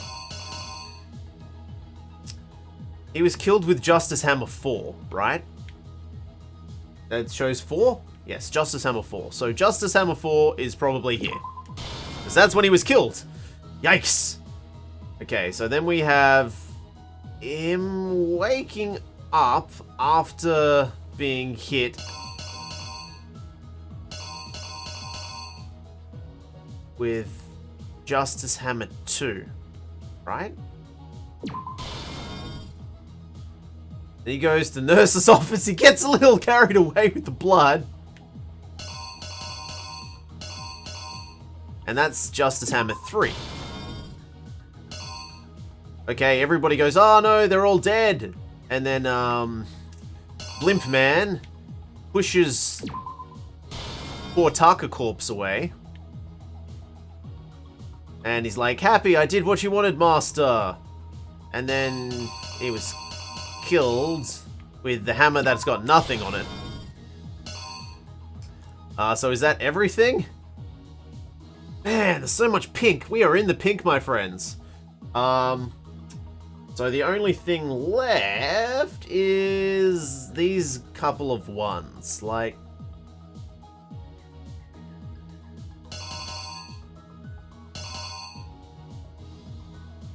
I don't quite understand. I think this is probably him getting goaded into doing it. But like, okay, this was from the first case, so it's not that. This was from... okay. Ooh. Wait. Hold on. Maybe it goes like this? Okay, let's try this. Let's try this, inference. I'm not especially confident, but let's give it a go. Okay, before anything, the killer persuaded someone to help carry out the murder, and that person was... Kifumi. With an accomplice, the killer was able to execute a number of otherwise impossible schemes. Bwah! That was wrong. No, I didn't lay out my reasoning right. I need to rearrange the events in this case. Okay, it happened at 1 o'clock, right? It certainly happened at 1 o'clock. At 1 o'clock... like that. I always put things the wrong way around for some reason. Here we are. Tick! Tock! Tick! Tick! Huh? Hey. First, they convinced someone to meet them in the rec room last night at 1 in the morning. Ha! Yeah! That someone they met was Hiro. It's much less cool sound effects this time. The murderous duo intended to pass Hiro off as a prime suspect, so when they met up with him... They drugged him, knocked him out, and stuffed him into the Robo Justice suit. Click, click! Ha ha, bwah, click! Next, Hifumi positioned himself to make it look like Robo Justice was attacking him, while the killer used a digital camera to take pictures of the assault. They did all this just to create evidence that would put the suspicion on Hiro. When they were done with him, they shoved him, still unconscious, into the pool room locker. Act 3. At just after 6 o'clock. And then, finally, at 6 AM, they moved into the murder phase of their plan. They called Taka to the equipment room. Ken, Don, Slang. Oh dear. Taka, watch out! Ha! Ah! Slam! Ha! Ha! Ha! And that's where Hifumi killed him, making the scene of the first murder. The murder weapon was Justice Hammer 4, which was left in the equipment room. The reason number 4 was used was to create confusion about the order of the crimes. So next they falsified 2 more assault incidents. For these attacks, the killers pretended to be victims to solidify Robo Justice as the suspect. First fake incident was the attack in the rec room. There, the killers wanted us to see Justice Hammer 1 and the Robo Justice pictures they'd taken. They wanted to make sure we bought the surprise attack story. The second fake incident was the attack in the library. This time they planted Justice Hammer 2 and an injured Hifumi to tell us the story. With these 2 incidents, the killers were able to create a certain preconception in our minds that the suspect was increasing the size of the hammers and attacking people in order as they did. We fell right into their trap and started looking for the suspect based on that, but... Shh! Huff, huff! Don. While we did that, we left Hifumi alone in the nurse's office. This is exactly what Hifumi was hoping for. Blood, rub, rub, pink everywhere. He took a blood packet from the refrigerator and Justice Hammer 3 and turned the room into a crime scene, which he himself had apparently been brutally murdered. Donk. Done. He let out a scream to draw us back, and when we returned, that's what we found. Meanwhile, the other group that had been out searching found Taka's body at the same time. So when we heard the body discovery announcement, we naturally assumed it was for Hifumi. Whip, whip, whip! We left the nurse's office and Hifumi once again took advantage of the situation. He simply got up and made his escape. When we learned his body had disappeared, we all rushed back to the nurse's office. And once again, Hifumi had a chance he was waiting for. This time, he snuck into the equipment room. Grr, ha, hurng, hurng. Hya, hya, kisha, kisha, kisha. He wrapped Taka's body in a tarp and used the dolly to move it all the way down to the repository. That explains how each of the bodies disappeared. Ha, ha, ha. But even Hifumi didn't know that the true killer had in mind for their final act. Gong! Dun dun dun! Their plan all along was to kill Hifumi to get rid of the one person who could betray them. And they did it by using an ordinary, everyday hammer from the repository. That should cover everything that's happened in this case. And the villain behind it was... It was...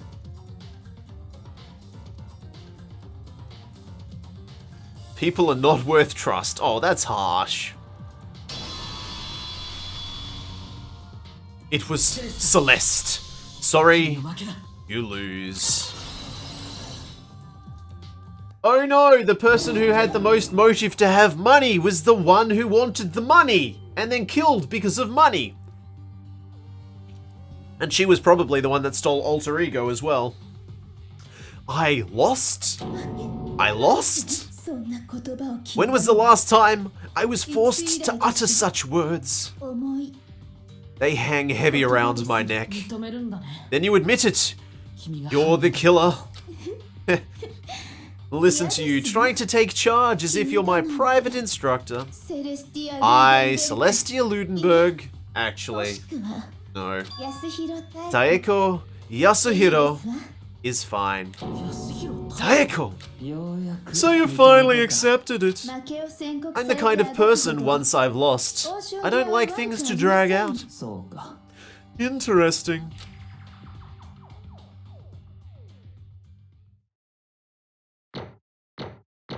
A B A B A B A A B A A. It's gonna be an A. Well. Apparently that was an A, but to be perfectly honest, I just scraped through. And I got more friend bucks that I've never had the opportunity to actually be able to spend. I could buy so many friends. Okay, Monokuma. I'm ready to begin. Or, no. I suppose this is the end, isn't it? It is indeed the moment we've all been waiting for. Time to vote, okay? Okay! If you would, please locate your lever and cast your vote. When the votes are tallied, who will become the blackened? Will you make the right choice or the dreadfully wrong one? What's it gonna be? What's it gonna be? Oh, I wonder. Celeste, Celeste, Celeste. Well, there goes our goth lolly. We're hemorrhaging likely ladies. It's basically a formality at this point, but once again, you were totally correct. The blackened this time, the true killer who devised the whole stinking scheme was... Celestia Ludenberg, or more precisely, Taeko Yasuhiro. I lost. Well, that sucks. I guess trying to work with someone else was a mistake after all. Yeah, he cocked up so many times. Hifumi's ineptitude was beyond all my calculations. So you really did approach Hifumi with this plan. But how did you get him to agree? I can't imagine he would happily agree to murder people. I'm sure she relied on her specialty. Lying. My specialty? Don't make me laugh. I didn't have to lie to get him to agree. I just had to steal alter ego. じゃあ Then did you use... You know. I knew you'd figure it out, Kyoko. You're absolutely right. To get Hifumi to act as my accomplice, I used her. For everyone who's still left, I'll avoid mentioning it by name, but it was the one thing Hifumi and Taka were both super into. Does she mean... Is she talking about alter ego? Well, yeah, no shit. What? What? What are you talking about? ちょっ Don't interrupt. We're in the middle of a very important conversation here.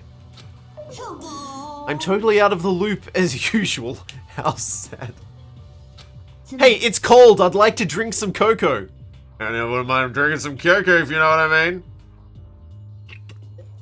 What? I didn't say anything. It was a mother can. Then you're the one who stole it. ええ That's right. なるほどね And you used it to drag Hifumi into this plan you'd come up with. Right again! Last night, after we'd had our meeting about how it had disappeared, I paid Hifumi a little visit. Oh, what are you doing here? 実 I は was hoping I could talk to you. Alone. It is about what is stolen. I know who did it. What? よろしいですか It was Taka. He stole it. What? それで And は I have proof. Would you like to see it? As it turned out, I found a use for the digital camera. I'd taken you-know-what to Taka's room earlier and took pictures of it there. I deleted the pictures as soon as I'd shown it to Hifumi, of course. Yeah, so it was him. But how did he do it? She was supposed to yell if either of us got close to her. You are correct, which is why Taka forced me to steal it. What? 私 Please forgive me. He threatened me. He did. 私 He came to my room last night unannounced, and then it's hard for me to even say. He abused me. What? And he took pictures. He said that if I did not do as he asked, he would show them to everyone. How did he take pictures? With what, the camera that you have? So I had no choice. That's a crime, an absolute crime. I knew he'd gone a little crazy, but I never imagined he would go that far. It was amazing how completely he bought it. I can't express how enjoyable that was. I'm about to say something I've never said before in my life. I'm going to kill him. I'm going to fudging kill him. そんな Wait, please. If you go now, you will be playing right into his hands. Huh? 実は Taka is planning to use her to escape. And he has made you his target. Escape? You don't mean... Taka is going to try to kill you. What? ええ And so he can keep her to himself. That bastard! Bastard, bastard, bastard, bastard! まったく Can we allow him to continue with these barbaric acts? Absolutely not! How could I? I have to save her! 実は Then, would you like to join with me? It just so happens I have come up with a plan. Welcome back, Dave! Just as we finished solving everything! Huh? I have devised a way to reclaim what he has stolen and escape this dreadful school. He. I guess you found who the killer is. Yeah, we had an inkling. I only messed up several times. But it wasn't because I didn't know who did it. It's because I made stupid logical choices. And with that, it is complete. Huh? What are you talking about? Oh, nothing. Hifumi agreed without a second thought. The effect that item had on him was remarkable. The power of love is a curious thing. Makes one man weep, makes another man sing. Even a love as twisted as that can still drive people mad, it would seem. You disgust me. なるほどな。 I have another question for you. Was that strange costume Hifumi's creation? Well, yes. Yeah, it was a real pain in the butt too. All I asked him to do was make something to hide the face and general body size. I had no idea he'd make something like that. But it's my fault for picking him in the first place. So why'd you decide to make me a suspect? Because you're stupid. That's it? And in that regard, I made the right choice. I'm so glad your stupidity surpassed my every expectation. Life must have been tough on your parents, though. I feel like I could cry. But when you were explaining your plan to Hifumi, how did you explain the part about him playing dead? What she's asking is, what was Hifumi supposed to do after that, assuming you had actually let him live? That's simple. After he did his part and pretended to be dead, once someone showed up, I told him to say he'd been seriously wounded, he was on the verge of death, but he just barely held on. And he really believed that? Well, of course. That wasn't all there was to it. As I explained to Hifumi, the plan was, while you were all questioning him about what had happened to him, I was going to murder someone else. At that point, Hifumi would have an alibi, so no one could doubt him. I told him that, and he believed it. It all seems very straightforward, stereotypical. Geez, Zach, settle down. Bloodlust much? Hasn't there been enough death? How many goth lollies must die to satiate your insatiable bloodlust? We already got over bloodlust, that was in the second chapter. I just matched the lie to the level of opponent. In fact, Hifumi ate it up. I believed the lie. He believed the lie wholeheartedly, right up until the moment of his death. So you had planned to kill him all along. But of course, there would have been no point to my plan if the one who pretended to be dead did not end up dead in the end. How can human life mean so little to you? That's a non-issue. I simply did everything in my power to win. Now you sound like Byakuya! No, he derives the pleasure from the thrill of the hunt. In that aspect, we are nothing alike. Then what made you take things this far? Was it really just for money? Are you talking about the $10 million Monokuma offered us? That is a lot of money, it's true. But that's not all there is to it. From the moment our new life here began, my only thought has been escape. But all along you've been saying how you have to accept living here. Obviously that was a lie. Yeah! I couldn't take it. I hated it from day one. More than anyone else in here. I wanted to get out. Every day was fresh torture. And you want to know why? Huh? Because I had a dream. And accepting a life here would have meant nothing less than giving up on my dream forever. And there was no way I could ever do that. In the underground world of gambling, I risked my life to make a metaphorical killing. And it was all for that dream. And what was this dream of yours?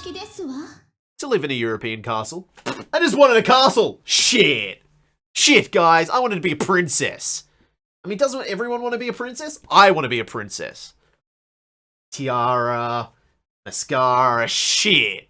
Blush, pretty dresses, no need to wear horrible jeans. You know how constrictive these things are?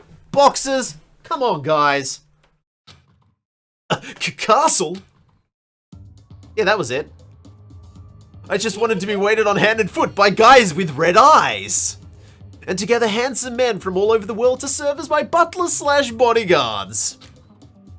I was going to make them dress up like vampires and satisfy my every need.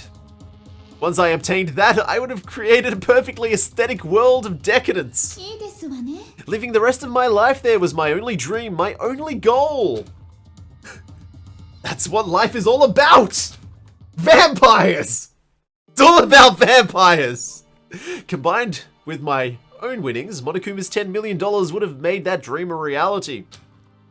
I got right to the edge, but unfortunately, my dream has been scattered to the wind. Still, I don't have any regrets. I pursued my dream till the very end, so why would I? You sound so passionate, but were you really able to kill your own friends for it? Are you asking me to feel guilty? That's a pointless endeavor. I think nothing of sacrificing others for my own ends. I feel nothing. That's all there is to me. What makes me complete? Isn't it terrifying how different our values are? There's simply no room for understanding. That's what we should be saying. And plus, how can you be so calm? Don't you realize you're about to die? Why aren't you scared?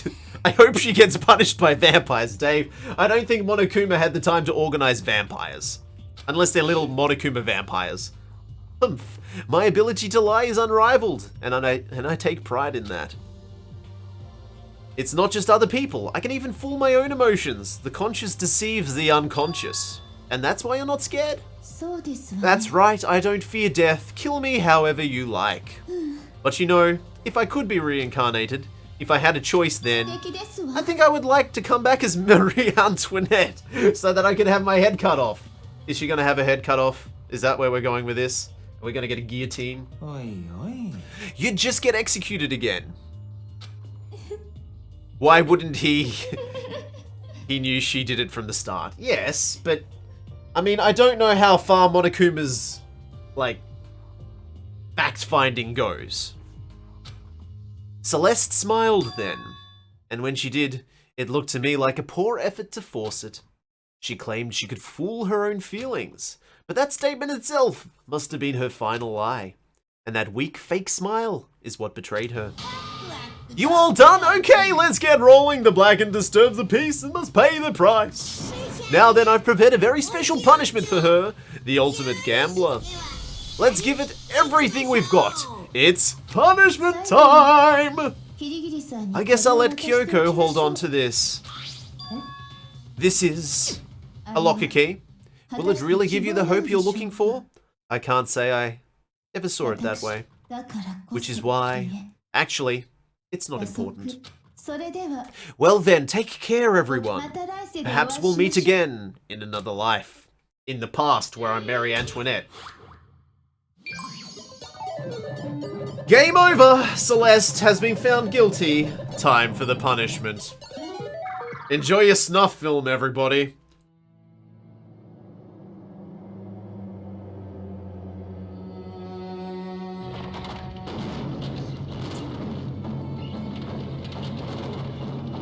Don't tell me I'm right. I can't be right, can I? No, I'm not! Oh dear! This is slightly worse! I'm not sure what it has to do with gambling! She's a witch! Burn her! Red eyes, baby's got red eyes. Like the deep blue sea.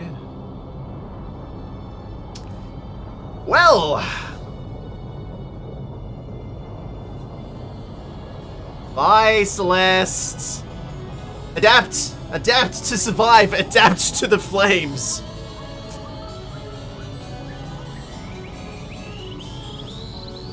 This is some whack shit, yo. Oh, okay. Well, that seems unnecessary.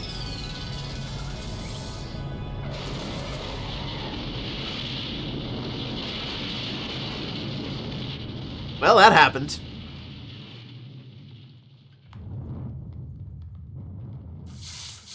Nice work, Monokuma.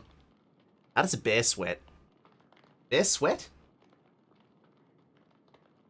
Questions for another time. Shut up, stomach. Working here. It's over. The third execution is over. Celeste's death is over. Celeste killed my friend, so I can't pity her, but I can't deny that at a point I considered her a friend too. And for him to just come along and... Isn't it just awful? Someone couldn't cut free of their regrets from the outside world, so more people had to die. You guys are still young! You need to place more value on your lives! Jeez, and here I thought you guys were going to pass the torch of hope to the next generation. What do I care about hope? I'll throw it in the trash if you just let me out of here. You're all the embodiment of hope, whether you like it or not. And that's my it's my destiny to knock you down one by one. It's sad, yes it is, but it's a reality that can't be avoided. Don't talk like you're not responsible. How long are you gonna make us keep going through this? What do you want from us? God, I'm so sick of people asking me that. Give it a rest already. So anyway, Kyoko, did I see you get some kind of key type object from Celeste? So what's the deal with that? Huh? What's the matter? じゃあ I'll answer your question if you answer mine. あなたは What did you do? What did you do to me? What? ね Answer me. What did you do to my body? Ooh, wow. Oh man, oh geez, oh man, oh geez. What do you mean, what did I do? I have no idea. I don't know anything about it. What was that just now? The mastermind did something to Kyoko's body? What does that mean? マジマジ Okay, things are getting kind of awkward. I think it's time I got out of here. じゃ Meanwhile, you guys can go on enjoying your school life. If you get lonely, give me a shout. Not that I'll do anything about it, of course.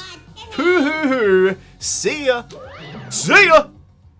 Monokuma disappeared, leaving us all depressed and in despair. Although it wasn't all despair, there was one small hope. Hey, Kyoko.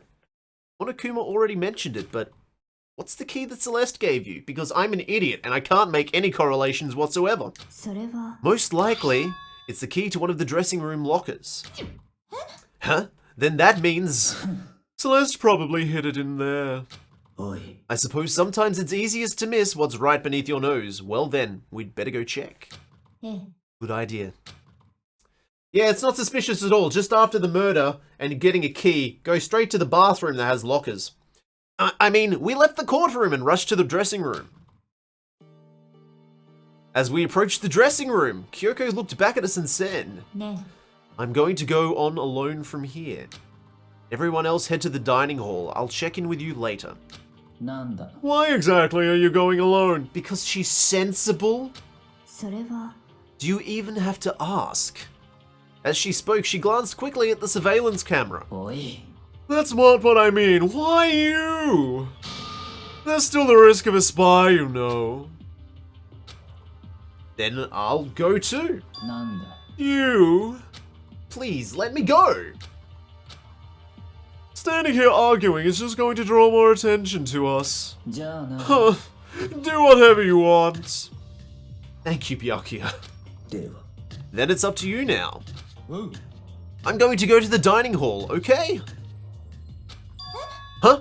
So Makoto and Kyoko are gonna go together? Does that mean what I think it means? Probably not. よ Good luck, Makoto. Girls like her are total pushovers when you show a little backbone. I tried to forget what Hina said. Everyone headed to the dining hall, leaving me and Kyoko there alone. 行きましょうか Well, shall we go? Yeah. じゃあ We need to get into that locker. Kyoko took the key Celeste had given her and unlocked the locker. And as the locker swung open, we saw... Good morning! It's been a while, hasn't it? It's safe, thank goodness. Yes, Dave, or a little front bone. I'd never heard Kyoko sound so relieved. It was like she was speaking from the bottom of her heart. I did just what Celeste asked. I didn't say a word. I stayed quiet the entire time. Yeah, thanks for that. Oh, and I think I might be able to open the last set of files soon, maybe as early as tomorrow. I'm doing my best, so please wait just a little while longer. So now we can officially say the case is closed. As far as this incident is concerned, sure, but can we take a second? Since we have this opportunity, I want to be honest. I want you to be honest with me. Kyoko, please tell me, what are you trying to do all on your own here at the school? あなたは Is that why you wanted to come with me here? だけど Is that why you wanted to come here with me? Some Freudian slips. Regardless, it's not something you need to know right now. I don't need to know? That just makes me even more worried. Worried? Just like what happened during the investigation this time. You disappeared and we didn't see you again. Without warning, without explanation. When you do that, ええ it's only natural that you think I'm the mastermind spy, right? And you too. No! I believe in you. You believe in me? Do you believe in the me that is the me that you see that is me? Isn't it obvious? People believe in their friends, right? That's why I want you to tell me. And I want you to believe in me too. Because we're friends. In this horrible murder place. I understand.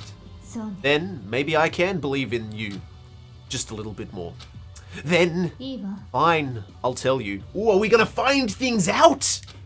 I'll tell you why I've been disappearing and where I've been going. You see, is it gonna end there? Gonna end there? What I heard from Kyoko then was, well, frankly, it blew my mind. Right after I told Kyoko I believe her, she told me a story that was, well, almost unbelievable. I decided I had to confirm what she told me with my own 2 eyes, so I waited for nighttime to come. And when it did, I went into action. そう The boys' bathroom on the 2nd floor doesn't have a surveillance camera or monitor in it. And the storage closet there, way in the back. She said it was way in the back of the boys' bathroom storage closet, but could Kyoko really be right about this? Yeah, she was hanging out in the boys' bathroom. What's weird about that? You got a problem? She likes the boys' bathroom. I mean, I don't like the boys' bathroom, but whatever. Someone has to. It's just a normal storage closet as far as I can tell. The secret Kyoko told me about. Could it really be hidden here? Yes? She said it was way in the back of the storage closet. But I mean, seriously? Without thinking, I placed my hand on the back of the storage closet. And suddenly, as if I were being yanked in, gashunk. At the same time I heard that sound, I fell through the wall. I had no idea what was going on. So Naegi once again has no idea what's going on. Par for the course, really. Ba-bump!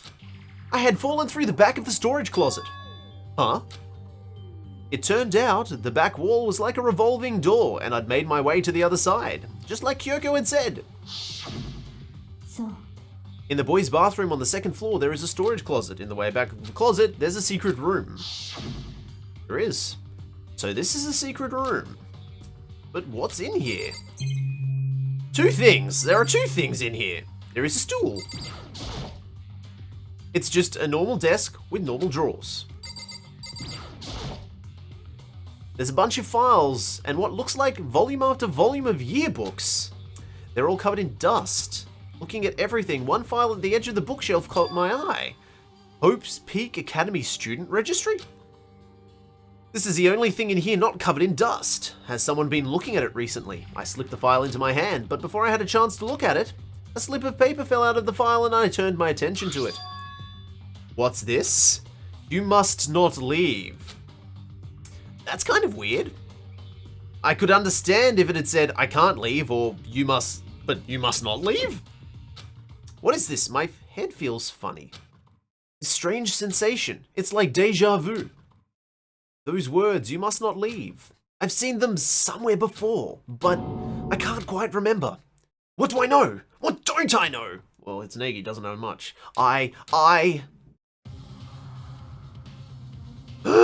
Oh no! I got hit by a wrestler! A strange sound ran out through my head. Or rang out through my head. I felt like I was shaking my brain back and forth. It felt like I was shaking my brain. And then, darkness. I don't understand what's happening. I don't know what started it. It's all over. And with that, I opened my eyes. I didn't know how long it had been. And there were no books. Ow! Apparently something hit me, and I lost consciousness. That's all I understood. The dull, throbbing pain in my head proved that much at least. Well, okay. It's good, I didn't want to find anything out anyway. An empty bookshelf. Huh? Empty? Gone. It's all gone! The yearbooks, the student registry, and even the note that had fallen on the floor. It's all gone? What does this mean? Oh boy! Ah! But my brain refused to do any more work. The insistent pain in my head began to spread across the rest of my body. For now, I should go back to my room before my pink comes out. Get some rest. My body was heavy with pain, my mind heavy with thought. I dragged myself back toward my room. Somehow I made it back to the first floor of the school. The farther I walked, the more I felt things were getting blurry. Can't see in front of me. I couldn't stop myself from collapsing right there. And after that...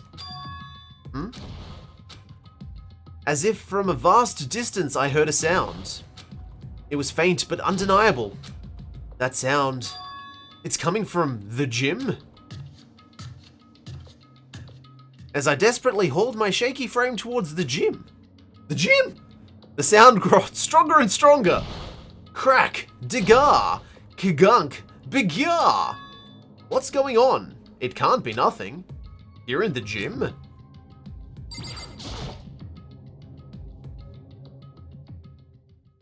I didn't make a sound as I opened the door to the gym. The sound coming from inside, meanwhile, only intensified that much more. Kacha! Bakyu! Hagagya! Hiya! Pitching!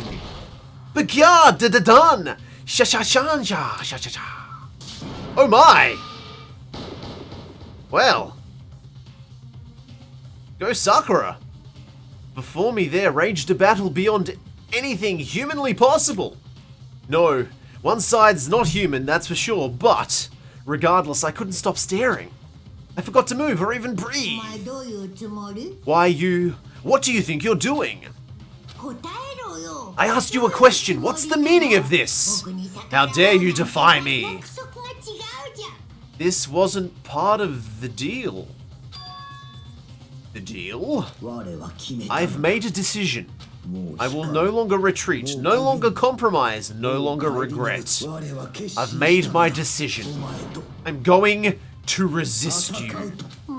Okay. But you do realize what will happen if you go through with this, right? You haven't forgotten, have you? What I'm holding hostage? Interrobang! What am I looking at? What am I hearing? Hostage? Then could it be the mastermind spy is jacked? Chapter 3, The Next Generation Legend, Stand Tall, Galactic Hero! The end. 3 more friends gone. We're running out of friends. I'm gonna be rich with friend bucks, but not rich with friends. To be continue! Duh. You received Super Robo Justice present. Lovely. Okay. Well, that will in fact be it for this chapter of the game.